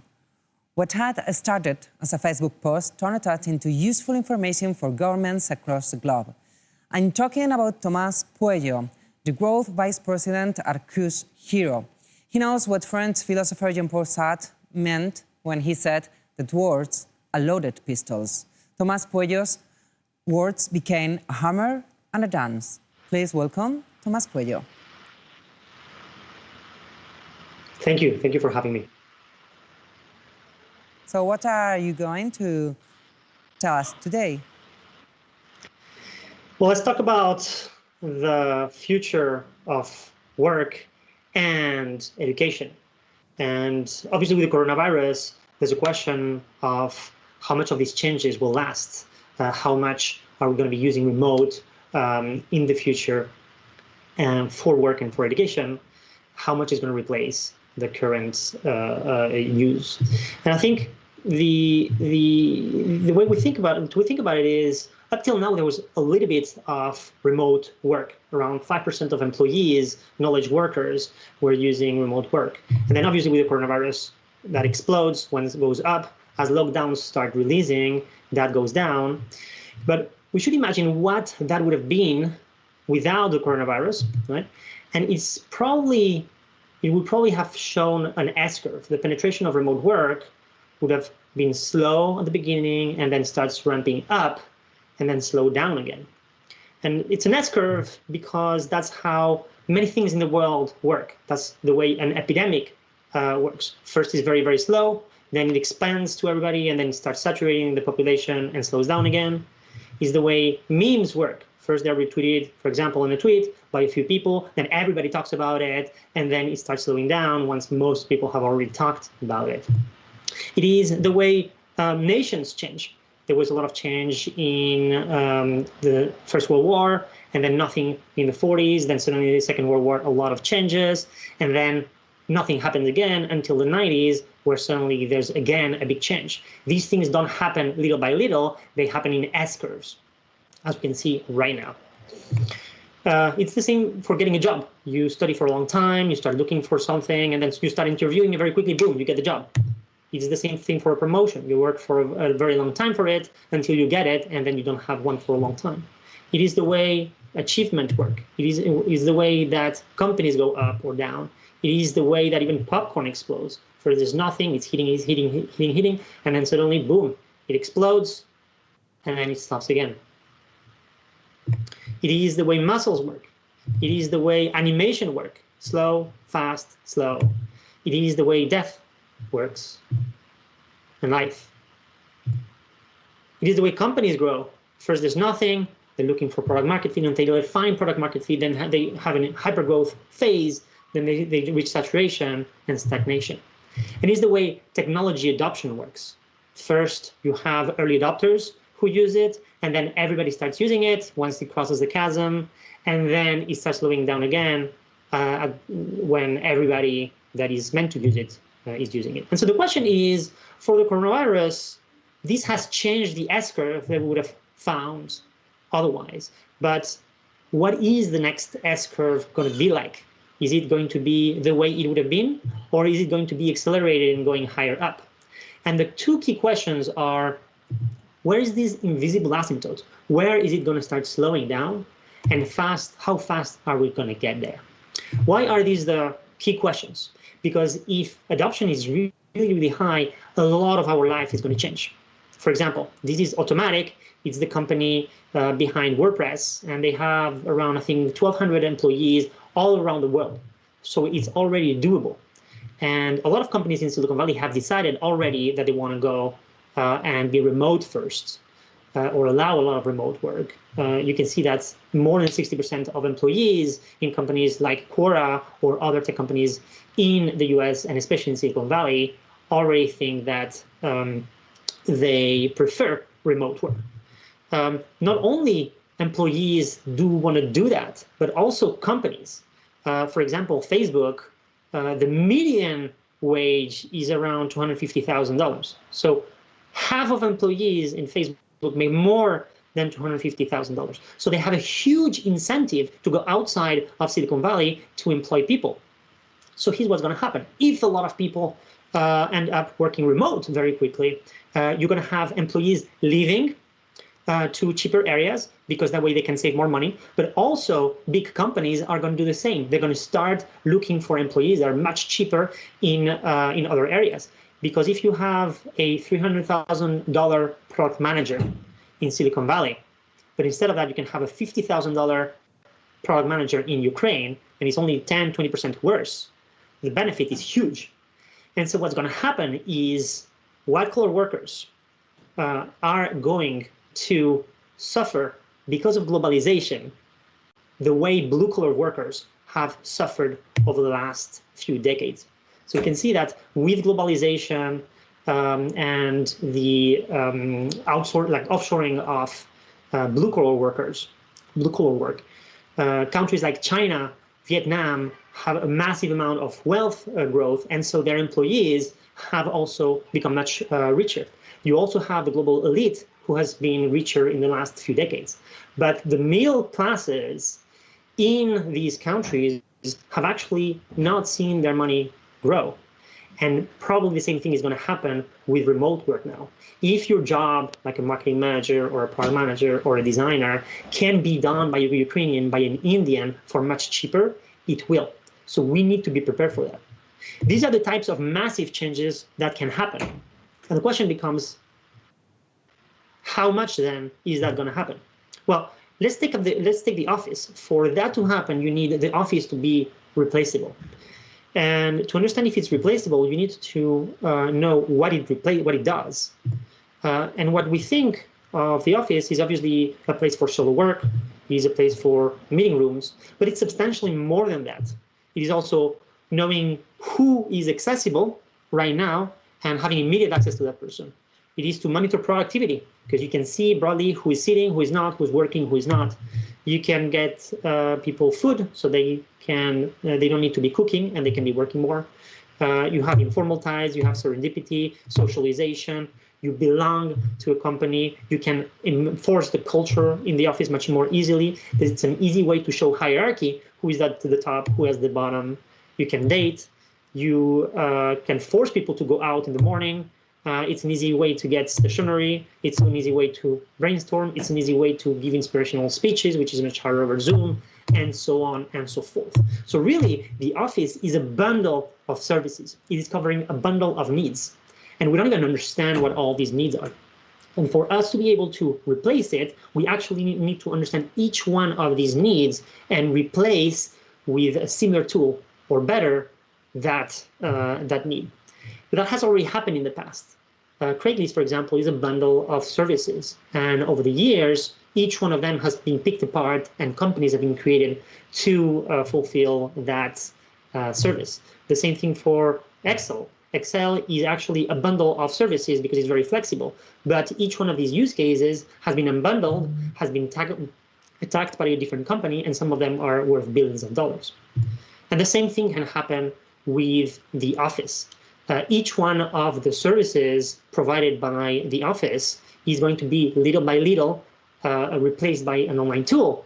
And as these tools get better and better, like Zoom, like Slack, is going to be easier to work remotely. So the market for remote work is going to be bigger. And so there's going to be more companies who want to do it, and so on and so forth. And each one of these services that offices provide is in fact a billion-dollar company. So there's a huge incentive to creating companies for all these services, and we can already see it with the thousands of companies that are being created to replace the office. Something very similar is going to happen with education. We have a massive amount of people studying remotely during the coronavirus, and the question is how fast after these are we going to move to remote work, remote education, and what is that invisible asymptote? And for that, we need to understand what is, again, the bundle of services provided by an education outlet. And my focus is on higher education, universities, and similar. So I think it's interesting to understand what bundle of services is provided by a campus, right? Everybody thinks, okay, most of a campus is for learning, but actually a lot of the value is in selection. Right? A university like Stanford, for example, selects only 6% of the people. So already the people that are coming in are potentially of a higher caliber, and that shows afterwards when they go to work. Certification, certifying that the person has indeed worked for 4 years and has passed everything they need to pass. Signaling, right? If you are willing to spend 4 years or 5 years in college, you are signaling that you believe not so much in yourself, that you're willing to not make any money for years and pay for your self-improvement. Belonging, friendships, hierarchy, special interest groups, dating, of course, discipline discovery, right? You get all these new topics that you didn't know about, and you start learning more about them. Intellectual stimulation, challenge, life experience. A lot of people want to go into campus because of the life experience. Obviously, job preparation, job matching, financing, and so on and so forth.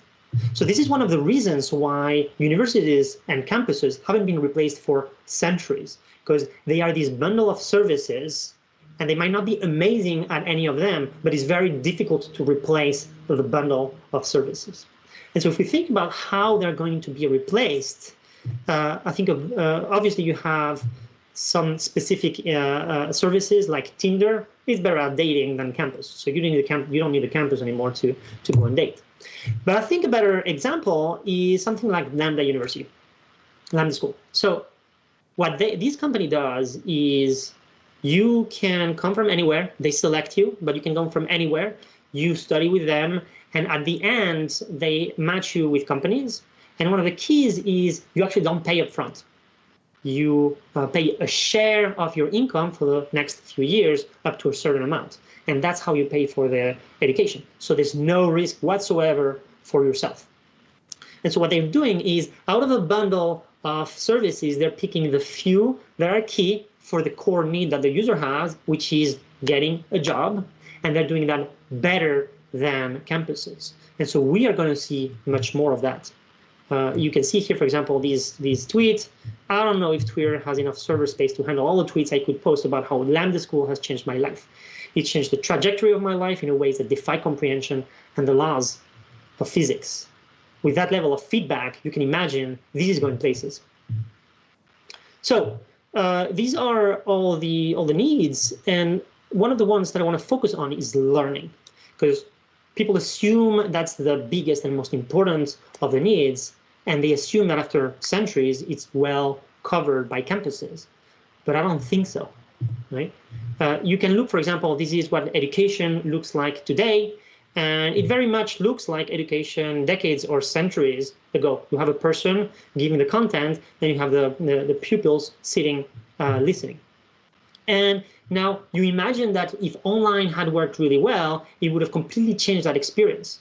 But that's not the case. You go out to a place, for example, like Coursera, and you have content organized in weeks.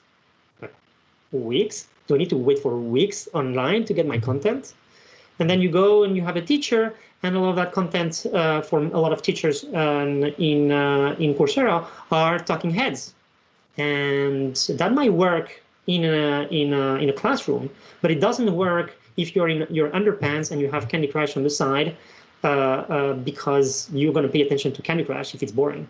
And oh, by the way, in this situation, this is an instructional design professor, so this is at the top of learning today. Right? Not only that, but Coursera, you need to pick a session. But on the internet, you need to pick a session for when you're going to study.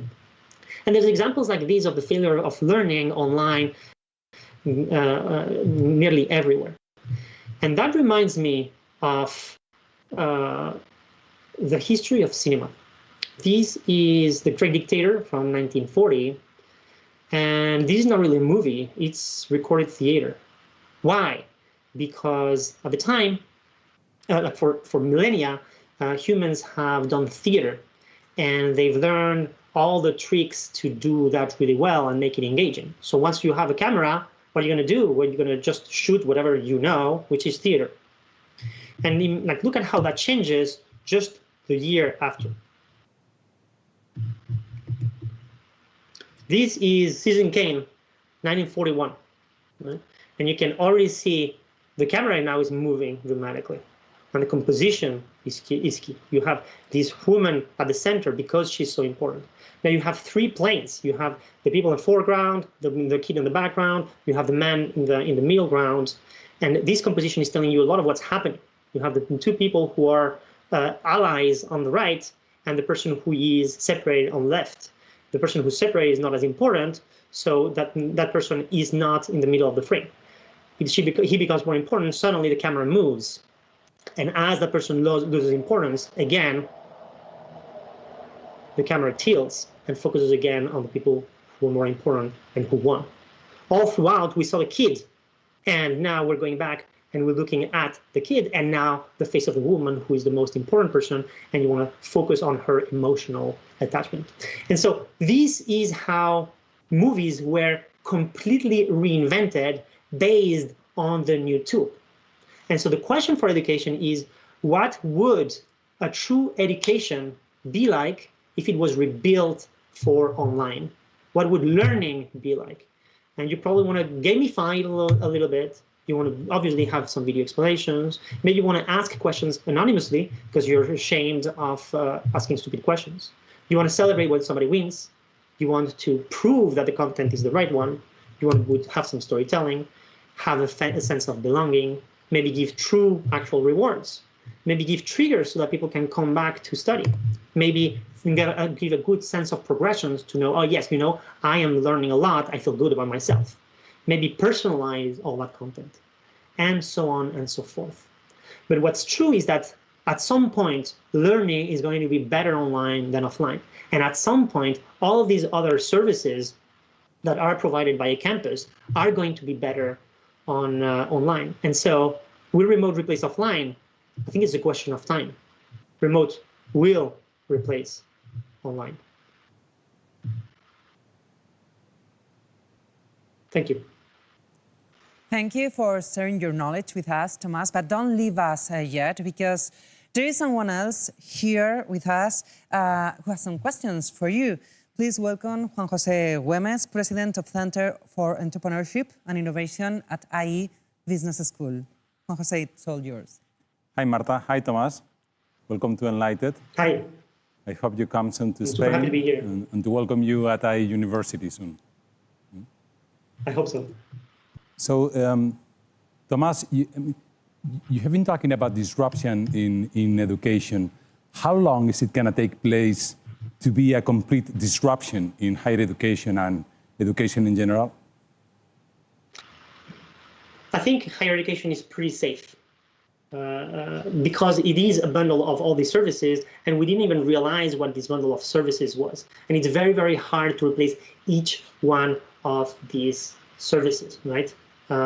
Learning is probably one of the easiest ones, I would say. Certification might be harder because they rely on a brand, and it's very, very hard to build a brand. When we're talking about Lambda School, well, they need to build a brand before everybody trusts them, and that takes a lot of time. And so what I think is going to happen is that some pieces, some of these services are going to be replaced earlier than others, and some of them are never going to be easily replaced. For example, the life experience, it's extremely unlikely that you can create that life experience online. It's very probably hard to create this level of friendships online. And so what I would say is it is going to be faster than we think right now, but especially on some services. That means that the schools that are focused on these services and are now worse than the digital version, those are the ones that are going to disappear. And the schools that play on their strengths, on the things that cannot be done online, and they focus on that, those ones are going to be the winners. But overall, most are going to be losing, the same way as travel agencies lost 20 years ago. Why? Because you build once an amazing travel agency online, and then suddenly all the travel agencies that had a geographic monopoly disappear. The same thing is going to happen online. If you have an amazing experience online that is better, that's going to be better than hundreds or thousands of schools worldwide, then many of them are going to disappear.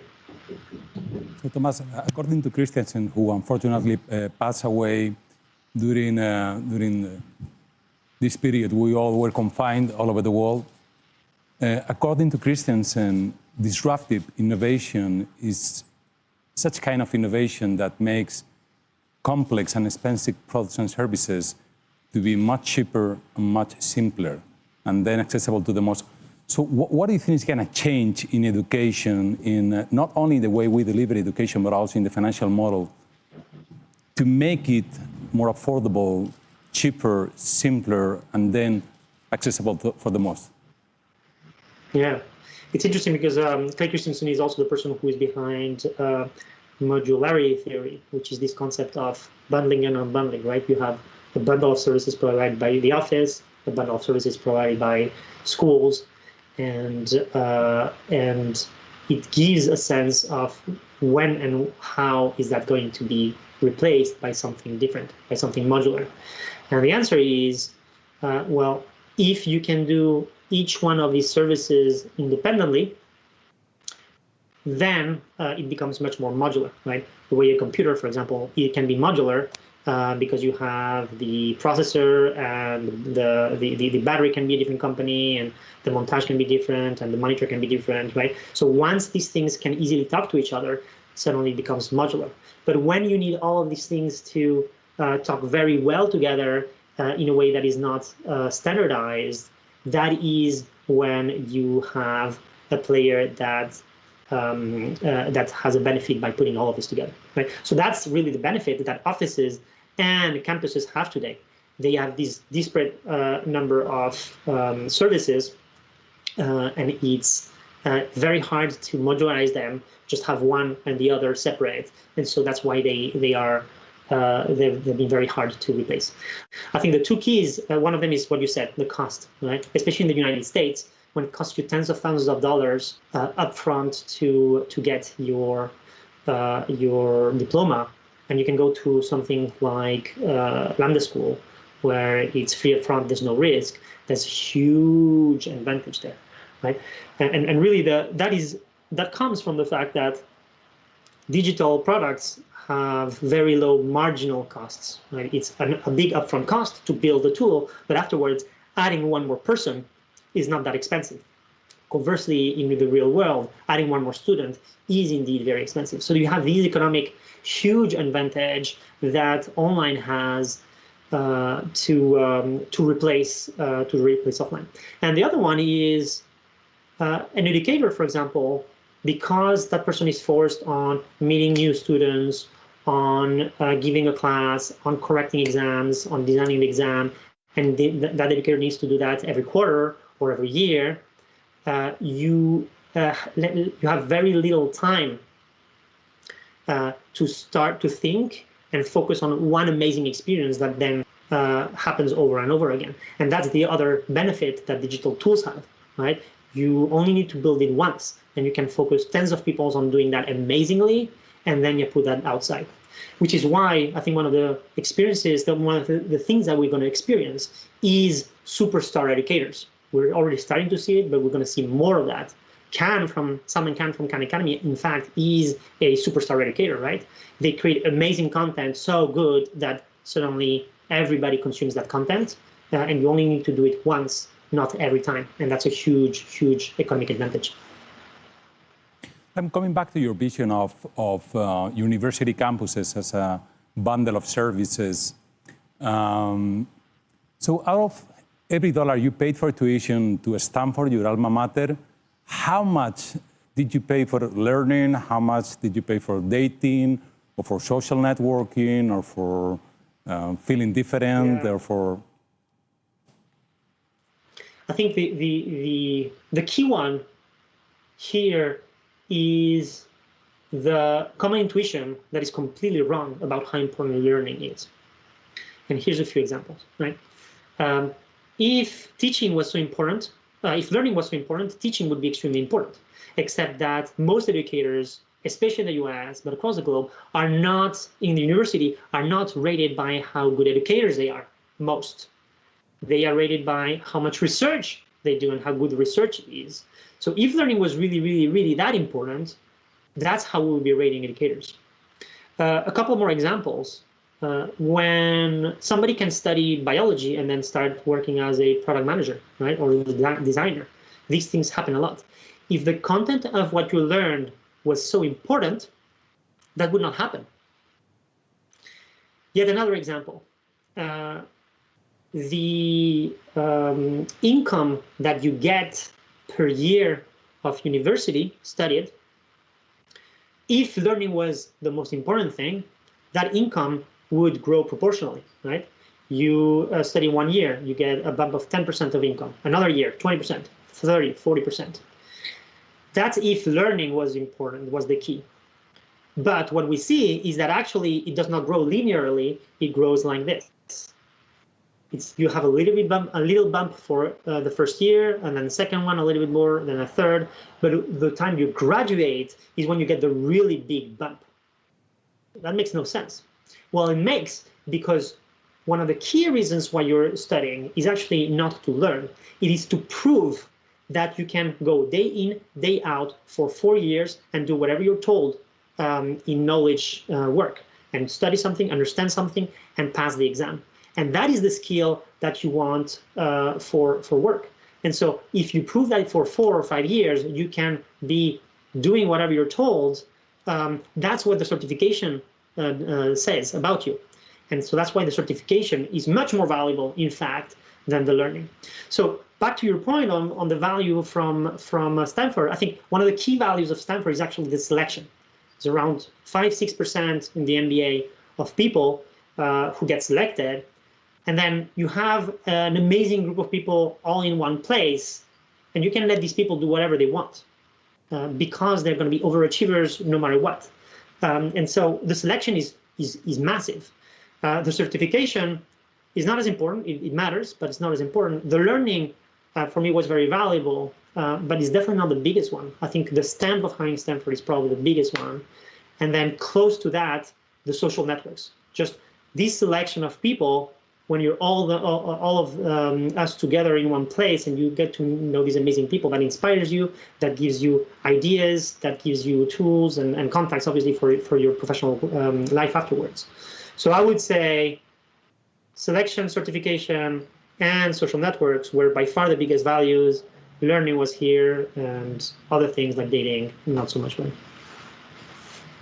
And which of those services will be provided in campus, and what others may be taken over by new players in the industry of education?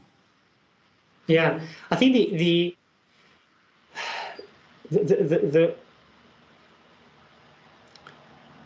what scares me the most about higher education is that some of the biggest values, the things that are most valuable, can be replaced relatively easily. So the underlying reason why people go to university usually is for income. They want a job. And what they learn, the certification, the selection, is valuable for that. And so you take something like Lambda School, and I think the bundle of services that they picked is very, very clever. It's very focused on the job side. It's telling you within a few months, I'm going to get you from wherever you are to this place where you're going to make substantially more money. It's focused on the job. And so if you, and they're doing all the services that you need to do that well, right? They're teaching you, obviously, but they're selecting. There's a huge selection to participate in the program. There's amazing financing. And they're very, very focused on placing students in companies, and they're doing that really, really, really well. And so you have these institutions that has been really intelligent on the subset of the services to replace. And my guess is there's going to be more like it, and also it's going to keep growing really, really, really fast. And so the question becomes for other higher education organizations, like what can they do to fight this?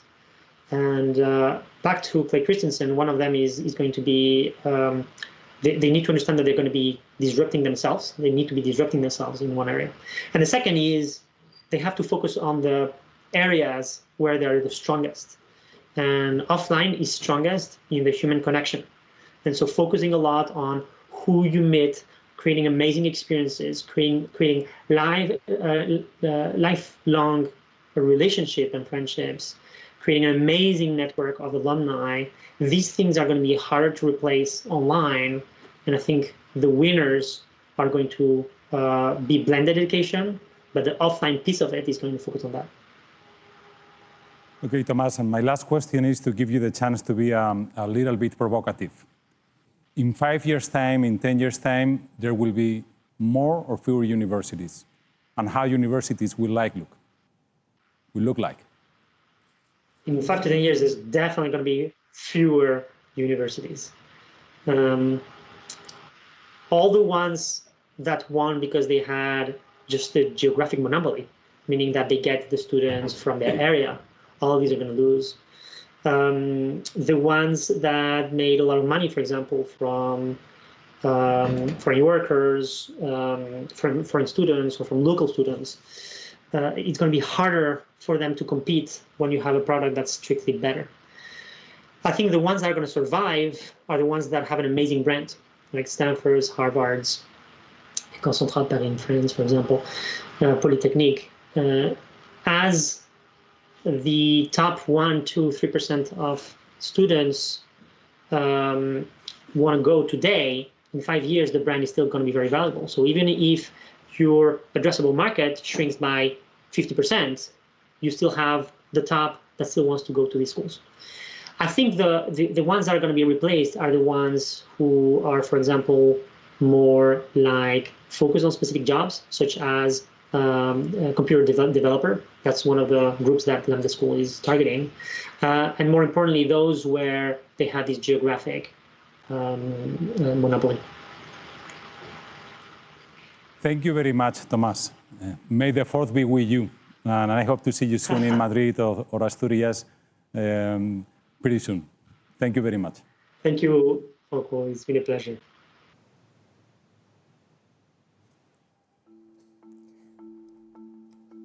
Thank you, Juan José, Tomás. It's been a pleasure. Thank you so much for being with us. Estamos llegando al final de una semana llena de revelaciones, llena de ideas brillantes.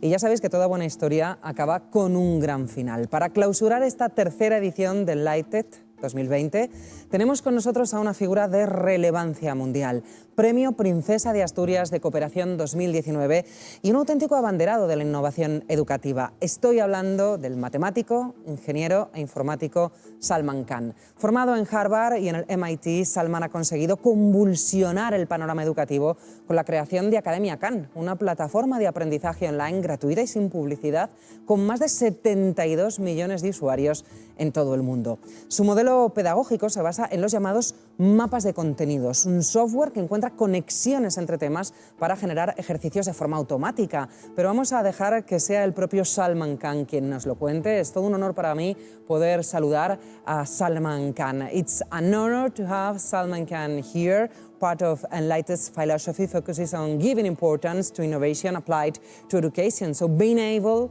to close this event with him is a privilege. Welcome to Enlightened 2020. Sal, tell us, what can we expect for the future of education? Well, first of all, thanks for having me. That's a big question that I think a lot about, but I encourage everyone to take anything I have to say with a grain of salt, because it's always hard to predict the future. But I'll tell you what I think we know. So even before COVID hit, there was some basic principles that we have been trying to do from Khan Academy. As you introduced, Khan Academy, we're a not-for-profit. Our mission is free world-class education for anyone, anywhere. It started as really a project for me to tutor my cousins, and I started writing some software for them. And then I started making videos for them, and they told me that they liked me better on YouTube than in person, so I kept going. And so by 2009, it was a real organization. I had quit my job. And there's always been three pillars to Khan Academy. The first is, can we make all of the material from pre-K through elementary, middle, high school, and college available for free for anyone in the world, in all of the world's major languages. And that kind of introduces this idea that everyone has access and that learning should not be bound by time or space. The second pillar that we've been advocating for and trying to build to enable is, if students learn something, can we make it so that the learning adapts to the student as opposed to the student have to adapt to the learning? In a traditional academic model, what happens, and this is the schools that you and I grew up in, we'll have a lecture, then we'll have some lecture homework, and then 2 weeks go by, and then we might have a test. And then on that test, let's say that I get a 70%, you get a 90%, even though we have identified gaps on that test. I didn't know 30% of the material that happened to be on the test. You didn't know 10%. Even though we identify the gaps, the whole class has to move on to the next concept. Probably a concept that builds on those gaps. Maybe I got a 70% on basic exponents, and now the whole class is going to move on to negative exponents or logarithms. Or maybe I only knew dividing decimals 80%, and then when I get to 9th grade, I have to do an algebra equation with that builds on that. And so what happens in a traditional academic model, the class just keeps moving. And so what is fixed is how long and when you have to work on something. And what's variable is how well you learn it. You have your grades, A, B, C, D, F. But the second pillar of Khan Academy, we think that there's an opportunity now where you don't have to make that compromise, where we can let every student learn at their own time and pace so that they have strong foundations, so that they can master the concepts. If we were talking about this 50 years ago, every teacher on the planet would say, yes, I know that when I have 30 students in my classroom, they all have different gaps. They all are ready to learn at different paces. But I, as one teacher, how do I support that? But now we can talk about using Khan Academy and software so that every student can learn at their own pace master concepts. The teacher is informed in real time where their students are, and then they can do more focused interventions and really unlock the power of human to human interaction to really make sure that every student's needs are served. The last pillar that I'm a big advocate for, and we haven't had a chance to work on this as much, but I think this is going to get accelerated when we talk about the future, is how can someone prove what they know so that anyone in the world will recognize it and they have access to higher education or access to jobs. Actually, the previous guest's commentary really did touch on this notion. So that's what Khan Academy has been preaching, what we've been working on well before COVID. And then you go to March of last year and COVID hits. And this was one of those situations that I think none of us could have predicted. But it was one of those moments where, we kind of looked left, we looked right, and we said, I think this is us. I think we're going to have to step up now, because as soon as the schools started closing around the world, parents, families, teachers, they needed something that's free, that's accessible, that is well proven. There's over 50 efficacy studies on Khan Academy because it's open and it's rigorously researched. And so we saw our traffic go through the roof. We tried to start supporting parents and teachers with webinars and daily schedules. And then, when we started to realize that COVID, and the world started to realize that COVID was going to be a more extended school closures, or that we would have to do distance learning for longer, that's when we realized that, one, we would need to accelerate a lot of the parts of the vision that I just talked about, and that the world was going to be fundamentally different post-COVID. It's not that it would have changed the trajectory, but I think it accelerated the trajectory. So learning should not be bound by time or space. COVID has made that a reality, that learning cannot be bound by time or space. The idea of being able to give more, put more on students to have the independence to learn at their own time and pace. We're seeing that in COVID. We have to do that because all of the work that kids are doing are in the home environment. This idea of competency-based learning, regardless of how you learn it, regardless of how long it took you, the fact that you can get to a well-defined endpoint, this too is being catalyzed by COVID because students are being able to engage at different levels. And the other thing that COVID is putting a big spotlight on, everything I talked about pre-COVID, one of the main barriers has always been the digital divide. As soon as COVID hits, we see the digital divide, the fact that middle income and upper class families have internet access while low income families around the world tend to not have sufficient internet access. And so with COVID, I think the whole world has realized that the digital divide is unacceptable, that it's like having people in your city who don't have clean drinking water or electricity or heating, that this thing needs to be closed.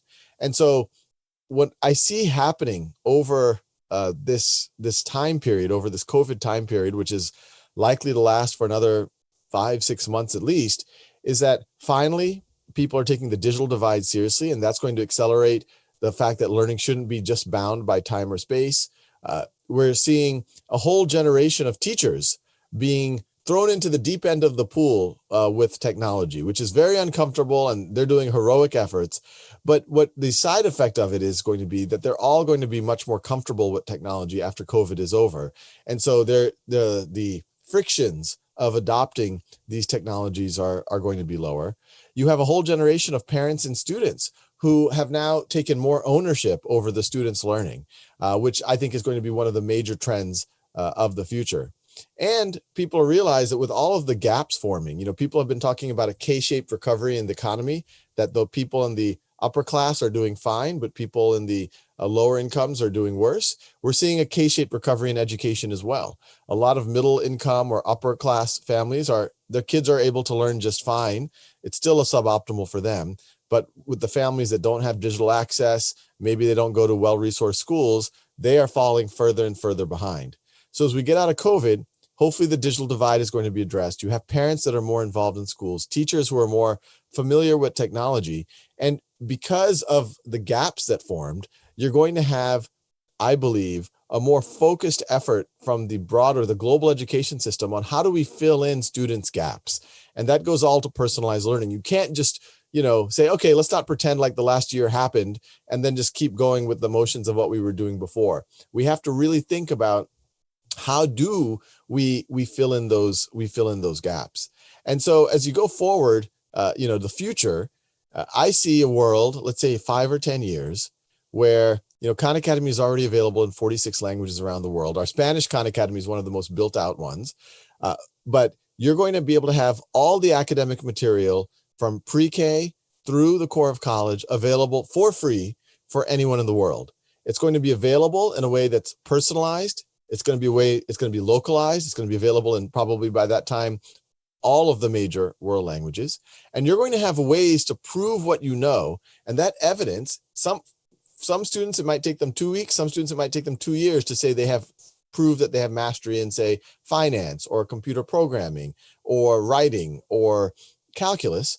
But that evidence is going to be used for higher education, or even to the previous conversation's point, it could be used for jobs or be used for apprenticeships. And, the last point I want to make about the future, because, I think we always inherently view technology as part of the future.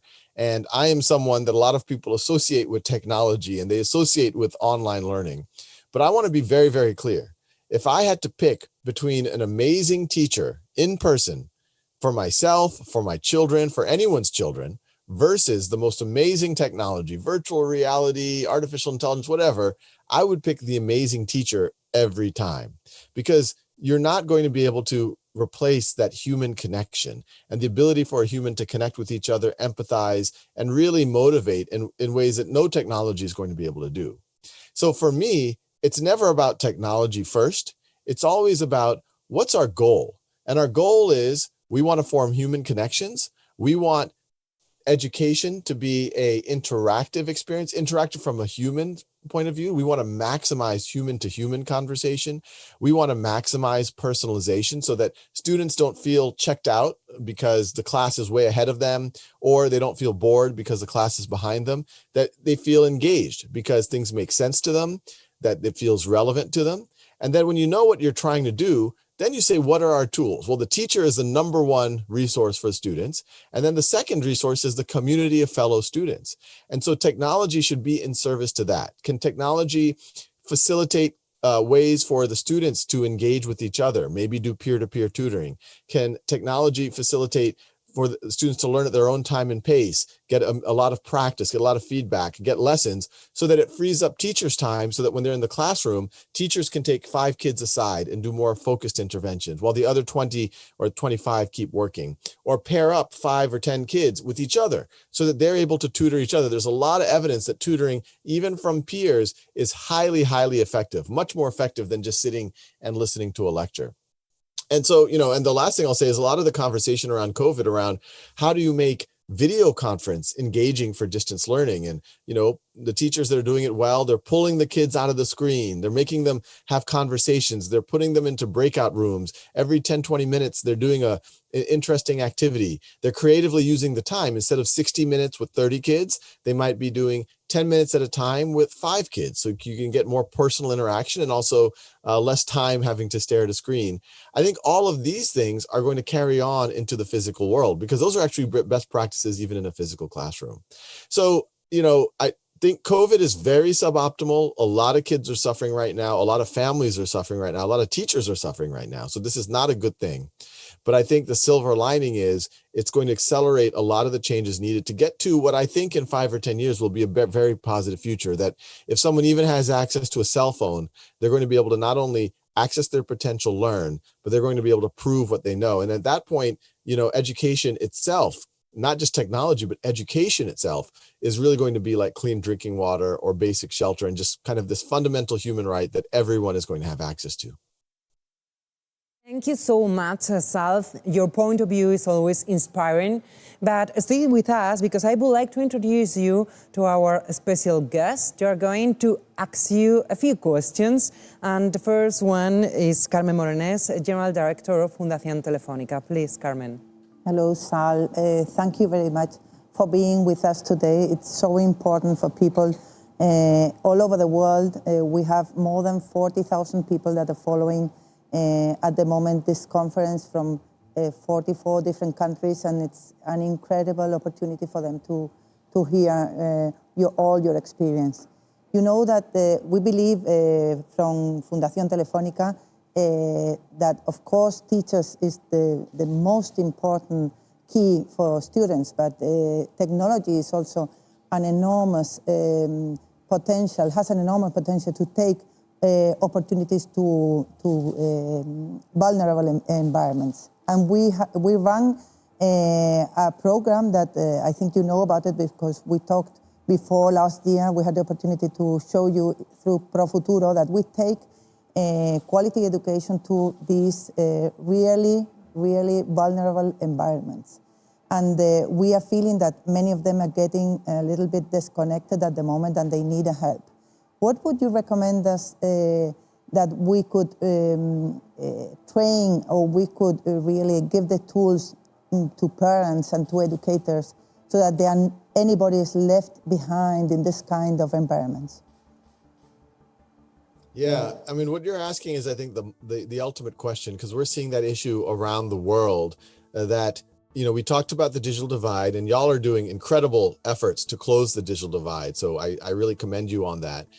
But even when you're able to get internet access or device access, we're still seeing that certain families, the students might not have the supports, or they might not have the savvy to know how to leverage these things properly. So, you know, I love your idea of, you know, maybe there's ways to, there's two possibilities. We've seen some communities where they're, even while distance learning is happening and the teachers are teaching from home, they're using the school facilities in a socially distanced way to bring those most vulnerable students, that 5 or 10% that don't have the right supports at home. Maybe they don't even have, you know, there's not even food security. They need, you know, they need the lunches from the school, to sometimes bring those students, only those students, that 5-10% into the school facility. They can, that, since it's much fewer students, they can be more socially distanced. And then you can potentially hire someone to provide the supports, including the technical support, so that the kids could be engaged. The other idea is exactly what y'all said, you know, provide direct training for families so that they know not only how to use the technology, but how to best support their children. And, you know, I think every family in the world right now is questioning whether they're doing enough for their children while they're doing distance learning. Even in my own household, we're always worried about, are we doing too much? Are we doing too little? And so I think the more guidance that we can give, especially for families that are, you know, spread thin right now, that are under-resourced, the better. Sal, as you know, we have students with us today too, and the first one who wants to ask you something is Diego Cubian, a student at the Ramón y Cajal School in Madrid. Diego, please. Thank you very much. I have a question I would like to ask you. What impact do you think online learning might have in students if it is normalized in the schools? It was great question. So I personally hope that we don't go, I think 100% online learning or 100% distance learning, I think is a really bad idea for most students. Because as you know, when you go to school, yes, you learn how to factor a polynomial, you improve your reading comprehension, you learn your science and your social studies, but there's a lot that happens in between that's arguably just as important or more important. How do you build friendships? How do you collaborate? How do you negotiate through conflict? These are all things that happen in the physical environment that really don't happen in a distance learning environment. And so if we can keep kids, you know, in classrooms in a real physical environment, that is optimal. As I talked about, you know, our dream is always, how do you blend the two? Can you use online tools to support students, support teachers, so that when they come together in the physical environment, you optimize the physical environment even more? In a traditional school setting, the ones I grew up in, most of the time I had to just sit there and listen. You know, I remember sometimes that we had to put fingers on our lips so that we don't talk, and we would just listen. And, you know, I think we all remember that wasn't very engaging. Even though we were present in a room together, it was a little bit dehumanizing. But now with technology, you might have an opportunity to unlock that, where if you and your friends are able to learn at your own time and pace, get practice at your own time and pace, when you're in the classroom, the teacher can do more interactive things. Instead of saying you have to be quiet and listen, they should say, I want you to talk. I want you to interact with your friends, because that's the value of in-person learning. You can only do that in an in-person setting. Now, I do think there is some value to distance learning potentially for part of the overall experience. For example, if you go to a high school and you are really interested in art history, but maybe your high school does not offer a course in art history, maybe for that course, you and maybe 4 or 5 friends who are interested in that subject could do a distance learning course, and they can get on Zoom and they can do that at a distance. That could be a positive. We've seen examples of during distance learning in a school district, the system realizing that there's one teacher in the district that gives an amazing lecture on, say, the first unit. Well, if that teacher has really mastered that lecture, maybe that teacher could give that lecture to the entire school district, and that the other teachers are in support of that teacher. So people are still in person, but it's kind of hybrid distance learning. And then for the next unit, it might be a different teacher who's kind of the superstar lecturer for that one. So I think distance learning is an interesting add-on. It's an interesting thing to experiment with, but we definitely, for 99% of students, it would be very suboptimal to go pure distance learning. I hope schools can leverage online learning for blending things, for the personalization. The only other place that distance learning and online learning can be really valuable is as you get older and you're not in formal school anymore, you're working, but you still want to improve your skills. That's where distance learning can be valuable. Or you're traveling. Travel is one of the best ways to learn. So you go on a trip to some other part of the world, but you can still stay in touch with your class or still learn by distance learning. Sal, I would like to welcome Diego del Alcázar. He is Executive Vice President of IE University. It's your turn. Thank you, Sal. I'm a huge admirer of yours. Last year, actually, the 18th of October, you were receiving from our Royal Highness, the Princess Leonor, the Princesa of Asturias prize. And I was at the hospital. My wife was giving birth to my 2 twins. So besides being an admirer, I also have this very nice memory from you receiving and giving that amazing speech. So as at our university, we truly believe, as you say, that customization, that technology really humanizes education. Customization really can enhance the learning experience, and from our 20-year experience in liquid learning, we are able now to connect people that are making an internship in New York or that are having a social entrepreneurial project in Cambodia, for example. We can connect them to class. We are actually enhancing their physical experience as well, besides having people face-to-face on campus. So having said this, universities are changing. And you had a full-time on-campus experience at Harvard and MIT. Do you think, or more than do you think, would you like that your kids would go to Harvard to have a 4-year experience as you had in university? Because content and knowledge is something that is king in education, but experience is emperor. And university gives you all that, all the other parts of educational experience that are so important. No? Yeah, put simply, I couldn't agree with you more.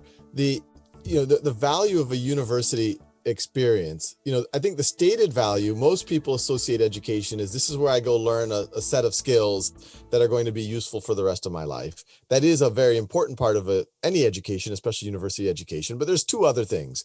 There's the credentialing aspect of it. I've always wanted to do an experiment where, let's say you go to Harvard's graduation and you say, look, you find a random graduate and you say, how much debt do you have? Or, I'll pay all of your tuition that you paid Harvard the last 4 years.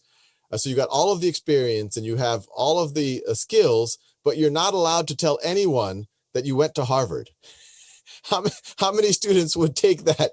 I think very few students would take that. So what that tells you is the value of being able to tell people that you have this credential, that you have this diploma is very, very, very, very high. And I think if you did the opposite experiment, if you went to someone and you said, you have to pay twice as much money, and we'll give you a Harvard diploma, but you don't get the experience and you don't get the skills, I actually think some people would take that. So, I think in the traditional mindset, the value of the credential probably is more outsized than people realize.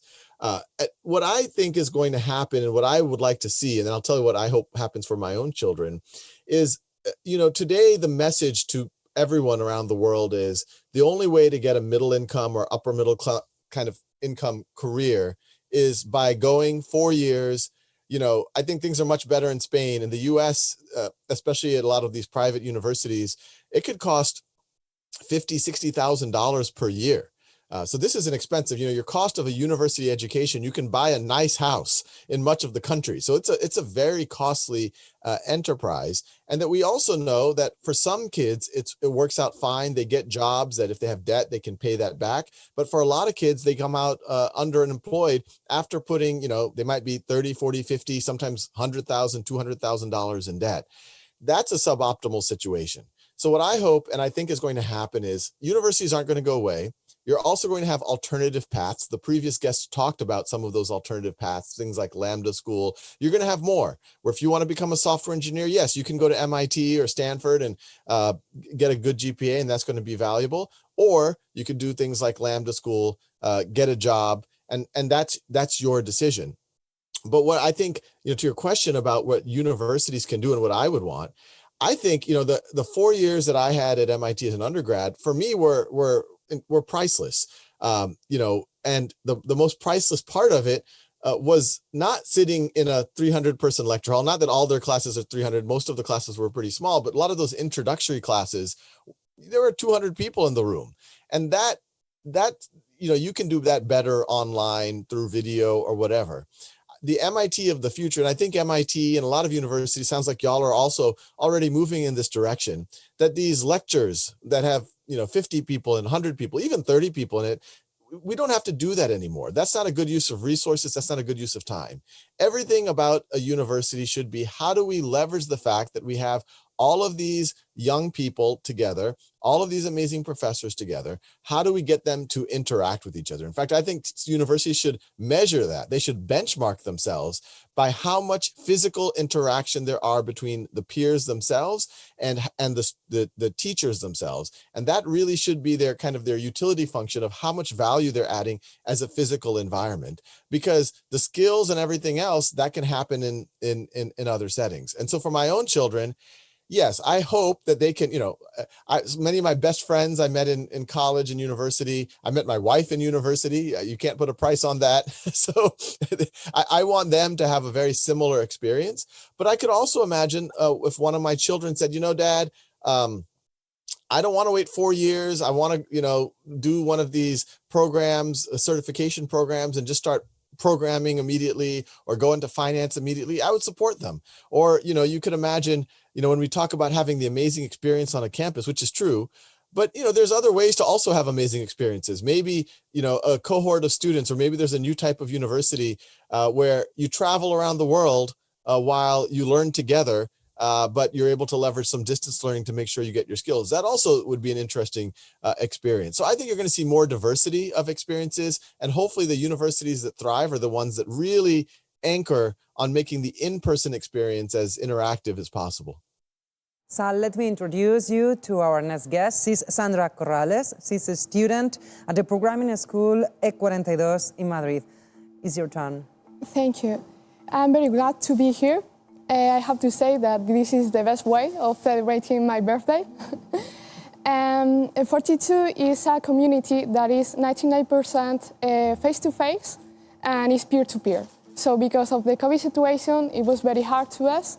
And my question for you is, what is the key in Khan Academy that is actually working so well when it's actually 100% online?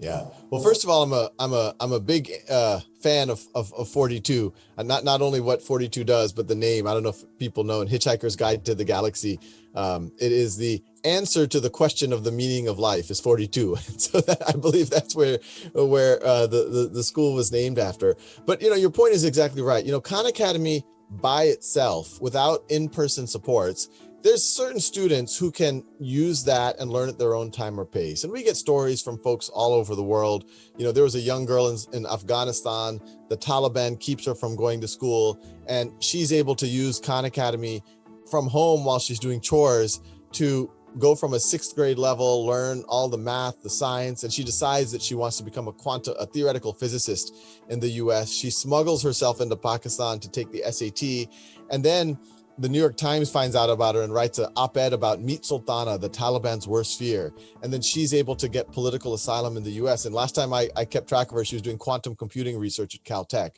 So there are those people out there that you need to give them at least that level of tools. And if you give it to them, they're going to be able to race and go wherever they can. But even for Sultana, and we know for most people, including myself, you need that plus a real community of learning. Whether it's an in-person learning, ideally the way the 42 does it, or, right now because of COVID, we have to do distance learning. And so that's why everything we talk about is our ideal is Khan Academy being used in conjunction with the classroom. And what we hope is to actually turn those classrooms into a lot more like what you do at 42. Everything at 42, as you mentioned, you're doing stuff, you're making stuff, or you're helping each other, and it's peer-to-peer based, or you're working on projects together. That's the way all of schooling can be. And we're hoping that Khan Academy can really unlock that. I have another project that I've been working on that is a complementary to Khan Academy, which touches on this. It's called schoolhouse.world. This is another not-for-profit organization. And this whole point of this is you can learn at your own time and pace and watch videos and get practice on Khan Academy. But if you want live help, you can go to schoolhouse.world, and there's free volunteer tutors who've been vetted who will tutor you on any of the subjects. And we're going to, over time, offer all of the subjects, but it's free tutoring, literally free tutoring for anyone on the planet. And that the way we hope for people to prove what they know is for them to become amazing tutors themselves.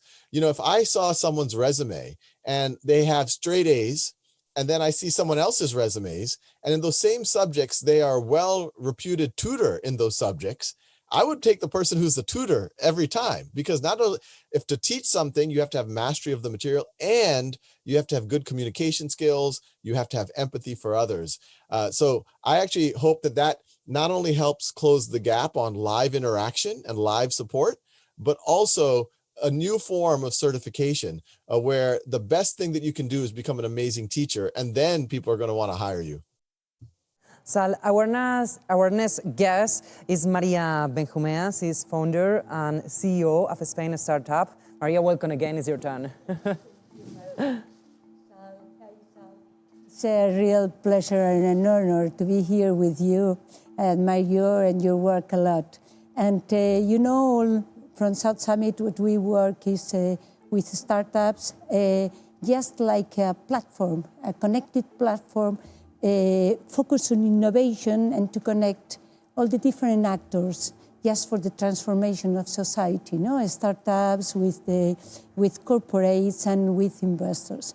And I lately read something that I like very much from your blog, when you say, don't say you're smart to a kid, you celebrate that really you are improving in your learnings, And when I read that, I said, that is just how we learned entrepreneurs, and how we learn by doing, and how we have to have open mind, absolutely always, and so on, And if we talk about entrepreneurs and if we talk about innovators, you are the most, because there you are with everything you have launched and built during these years, and really absolutely gorgeous for educations.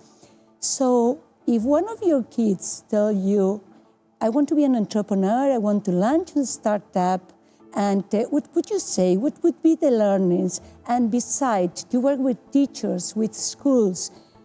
How do you think that really, I think that entrepreneur is key for the development of society and development of economics and everything. What would you say to your kid, and what would you counsel to the schools and teachers?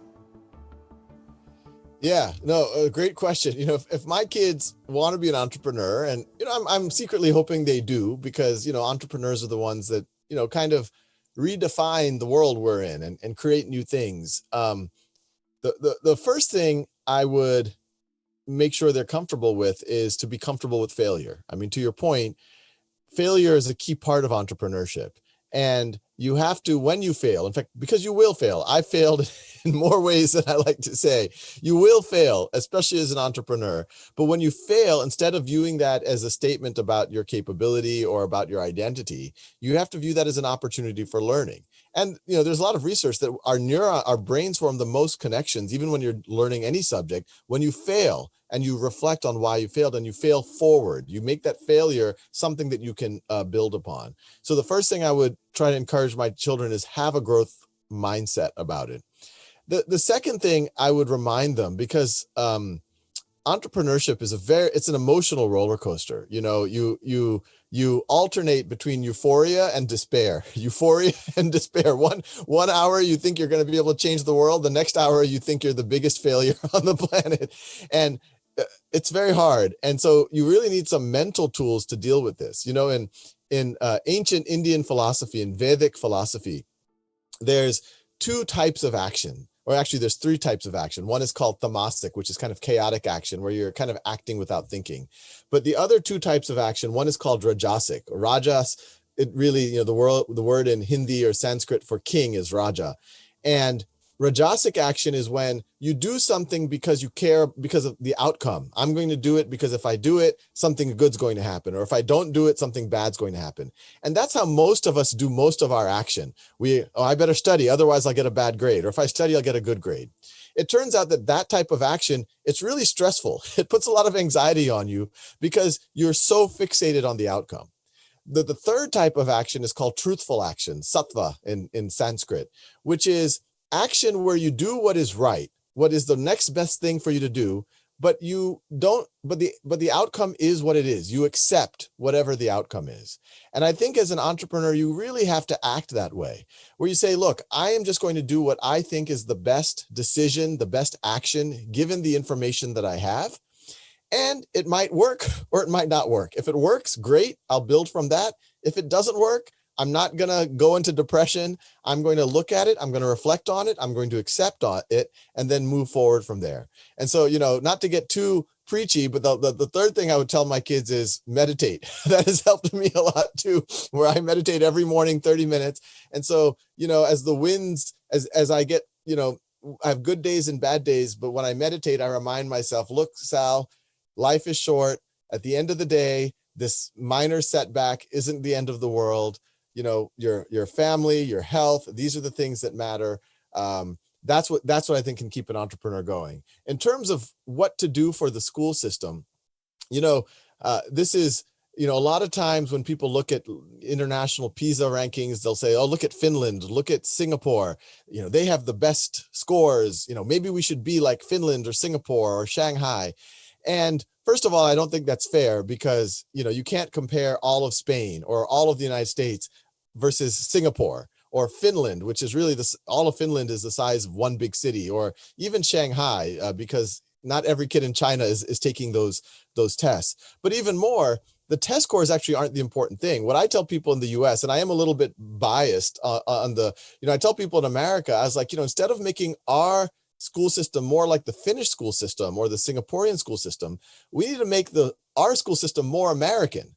And when I say that, and it's not only American, but one of the associations with that I have, my family comes from the Indian subcontinent, and in India, people are very, it's changing, but historically people care how rich was your family, what is, who's your lineage. They care a lot about that, and if you fail, it's stigmatized. Oh, the people will talk about you. Oh, so-and-so tried that, didn't work. There's a lot of gossip.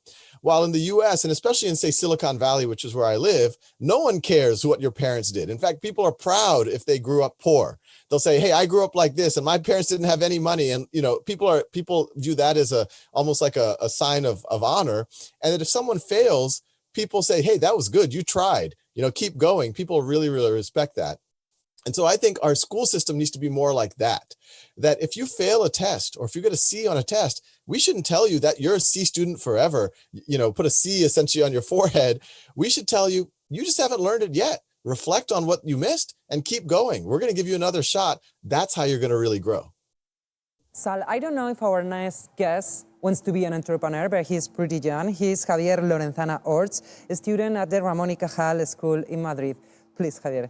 Hi, Sal. You have just talked about poverty and the problems it has. And my question is, how would you bring education to other corners of the world, especially to those where they don't have enough resources to attend to normal classes? And do you think this will have a disruptive impact in society? Yeah, what you're describing is exactly why I wanted to start Khan Academy. When we have a mission, free world-class education for anyone, anywhere, obviously, it's great if middle-income folks can use it, because I think even they are suffering from having gaps in their knowledge. And, I've seen even affluent kids have trouble with algebra, not because they're not bright, but because they had gaps in their knowledge and they needed extra support. But the real value of Khan Academy happens when these kids who otherwise would not have had resources, the children that you talk about, are able to tap into their potential. But I think to reach them fully, there will be the sultanas of the world where even if they have nothing else and they just have a cell phone or a cheap laptop and they're able to access Khan Academy, they're going to be off to the races. But my dream is, in 5 or 10 years, pretty much anywhere in the world, you'll have internet access, hopefully, some of these satellites, Starlink that they're putting in the sky, or, groups like Telefonica with the work that they're doing to get, internet access to more and more folks, that in 5 or 10 years, everyone has access, everyone has devices, and that ideally, if you're in a rural village in India or Africa, and, one of the problems is that there might not even be someone within 20 miles who can teach, say, calculus or chemistry or writing, that, there could at least be some place where the kids can go that's safe, where they can have some access, and that they can access Khan Academy. And Khan Academy is there to support them so they can practice, they can learn, they can prove what they know, but they're also part of a community. Maybe there's someone in the village that, a local nonprofit or, that can pay to make sure that the computers are up and running. But I think if we have that type of thing, then, we have a much better shot of having an equitable playing field. One model that I try to live my life by, regardless of whether if we are born again, I don't know what happens after we die, but just imagine you are born again, you're randomly born anywhere in the world. We don't know. You're more likely to be born in India or China in a poor family in a village than we are to be born in Spain or the US in a middle-class family. And so given that framework, how can we selfishly benefit our next version of ourselves, where we're more likely to be born in Africa or India or China? And my hope is that, the things that we can create in 50 years, that if someone is born in that village in India or Africa, that they have at least hope. They have a lifeline so they can learn whatever they need to learn. And last but not least, I'm happy to welcome again Miguel Barrero. He's a General Director of Fundación Santillana. Miguel. Hello, Salman. Thank you for being part of Enlighted. It's a pleasure for all of us to share with you this session. I would like to know your view, focus on K-12, so in schools. Khan Academy is a project based in online and remote learning, which something which has been a critical and a key issue in the school lockouts. Yeah. So, what role do you imagine for the brick and mortar schools? Do you think it's the time for a hybrid model? And related with this, how is running your own brick and mortar project, the Khan School Lab? Yeah, so what you're alluding to, 6 years ago, I started a physical school, and I started it because I never imagined that virtual school, that distance learning or online by itself is sufficient. And I was also selfishly motivated. My oldest son at the time was 4.5 years old. So, I've been preaching for the last 10, 15 years, personalization, mastery-based learning, peer-to-peer learning. And so I said, my son and now my daughter and my youngest son, they also go there. They should go to a place like that. But even more, I said, look, in a world where Khan Academy is able to reach hundreds of millions of people around the world, it still might not change the way that a physical school model works. And so, I wrote One World Schoolhouse back in, actually, I'm not trying to promote my book, but, I wrote One World Schoolhouse back in 2012, where, the first third of One World Schoolhouse was, how did the education system globally become the way it is? The middle third of the book was, my story on how I started Khan Academy. And then the last third of the book is, let's reimagine what schooling could look like. There's some things that have nothing to do with technology. Do we need summer vacation anymore? Should school come out at 3 o'clock when most parents have to work till 5 or 6 o'clock? Can we have full year, full day schooling? But also things like, can we do competency-based learning? Can we do mastery, personalization? Can we leverage the power of peer-to-peer? How do we unlock that?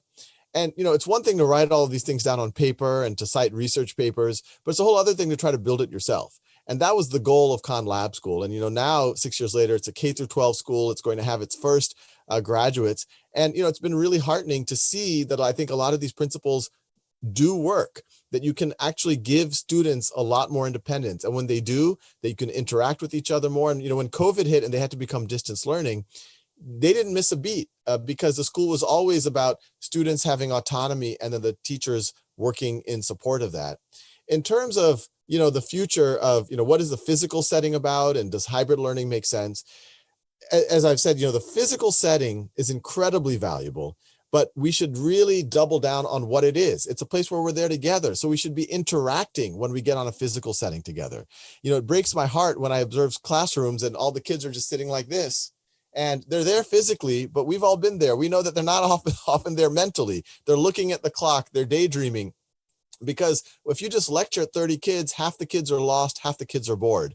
What we need to do is really push the system, leverage online tools, so, hybrid, so that kids can get as much practice as they need. If they need help with a certain topic, they can watch a video. So when you get to class, you're not lecturing. When you get to class, they can do more problem solving. They can get into groups together, work on things together, explain things together, do peer-to-peer learning, have Socratic dialogues, do simulations. So that's the dream. The other benefit of hybrid learning or hybrid distance learning, and we're seeing it now, the school, my Khan Lab School, where my children go, for the youngest kids, they've started to bring them in, but certain families are comfortable with that. Certain families are not right now. So half the kids are there with masks on, socially distanced, and the other half of kids are at home. And the beauty of what's happening now is they're able to still all interact together.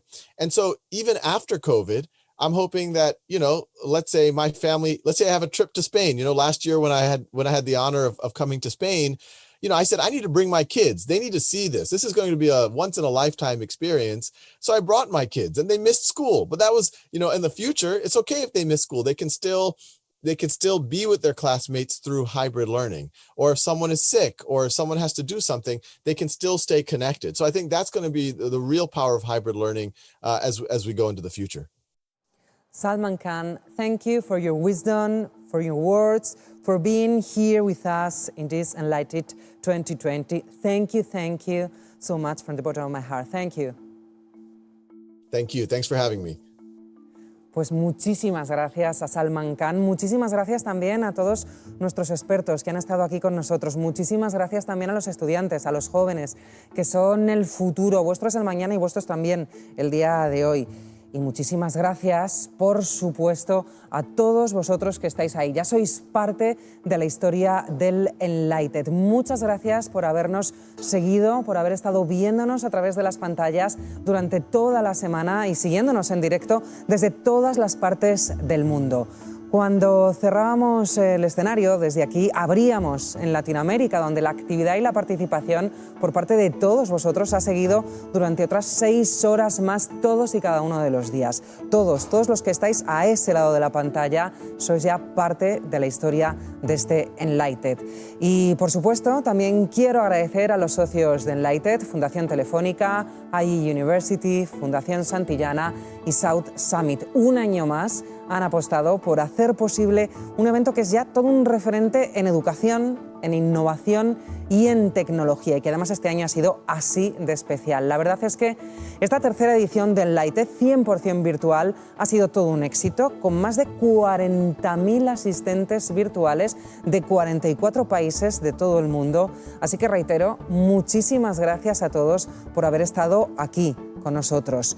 Bueno, esto no termina aquí, de hecho Enlighted acaba de empezar realmente y sigue vivo dentro de nuestra plataforma, que permanecerá activa y que permanecerá abierta para todos vosotros, super.enlighted.education, para que sigamos compartiendo conocimientos, para que podamos disfrutar de todas estas reflexiones, de los talleres, de las conversaciones que se han ido sucediendo a lo largo de estos 5 días. La verdad es que esto es lo bueno que tiene la tecnología. En este momento son las 6:48 de la tarde, aquí en Madrid nos despedimos, pero antes querríamos decir adiós a una de las personas que más han marcado el espíritu de Enlighted. No solo fue ponente de nuestra primera edición, es que además dedicó toda su vida a la educación, a otra forma de educación. Estoy hablando de Sir Ken Robinson. Pocos como él nos han hecho abrir los ojos a la necesidad de revolucionar este campo, a mirar al futuro y a dejar que los niños además expresen su talento innato. Os vamos a dejar ahora con un mensaje suyo que perdura en el tiempo para todos aquellos que creemos en la educación como pieza fundamental para impulsar la transformación de la sociedad en la que vivimos. Muchísimas gracias a todos. Con este recuerdo en memoria de Sir Ken Robinson, nos despedimos.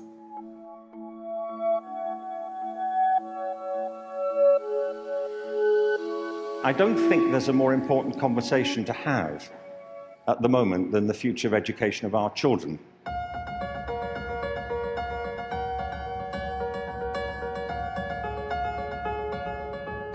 We've created systems of education now which are rooted on international competition around particular disciplines. And I think we've got to stop this. We've got to realize that education is about human rights. It's about the lives and hopes and possibilities of our children and the hopes and expectations and security of our communities.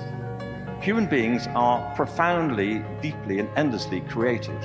It's why we have such complex and interesting cultures. It's the pulse of human intelligence to come up with fresh ideas and fresh ways of thinking. But our systems of compliance actively militate against the very thing that makes us human. Every human life is different and unrepeatable. We have certain things in common, but the hallmark of human life and society and culture and achievement is not conformity, it's diversity. And if we want our communities, if we want our children, if we want our businesses to flourish, we have to think of education in terms of promoting diversity, not conformity. We face existential problems as a species currently with the growth of our technologies, the growth of our populations, and the strains on the planet. And education is a big part of the solution. You know, H.G. Wells once said, he was the great science fiction writer, that civilization is a race between education and catastrophe. I think that's right. If you look at the great cultural problems we face in Europe, if you look at the social problems we're generating, if you look at the economic crises we have to weather, the only way we'll deal with these is by doubling down on developing our sense of compassion, collaboration, and our unique capacities as human beings. That's the big mission for education, and it couldn't be more urgent. Even if we get it right, by the way, we still won't be able to control or predict the future, but we will have a future, and so will our children.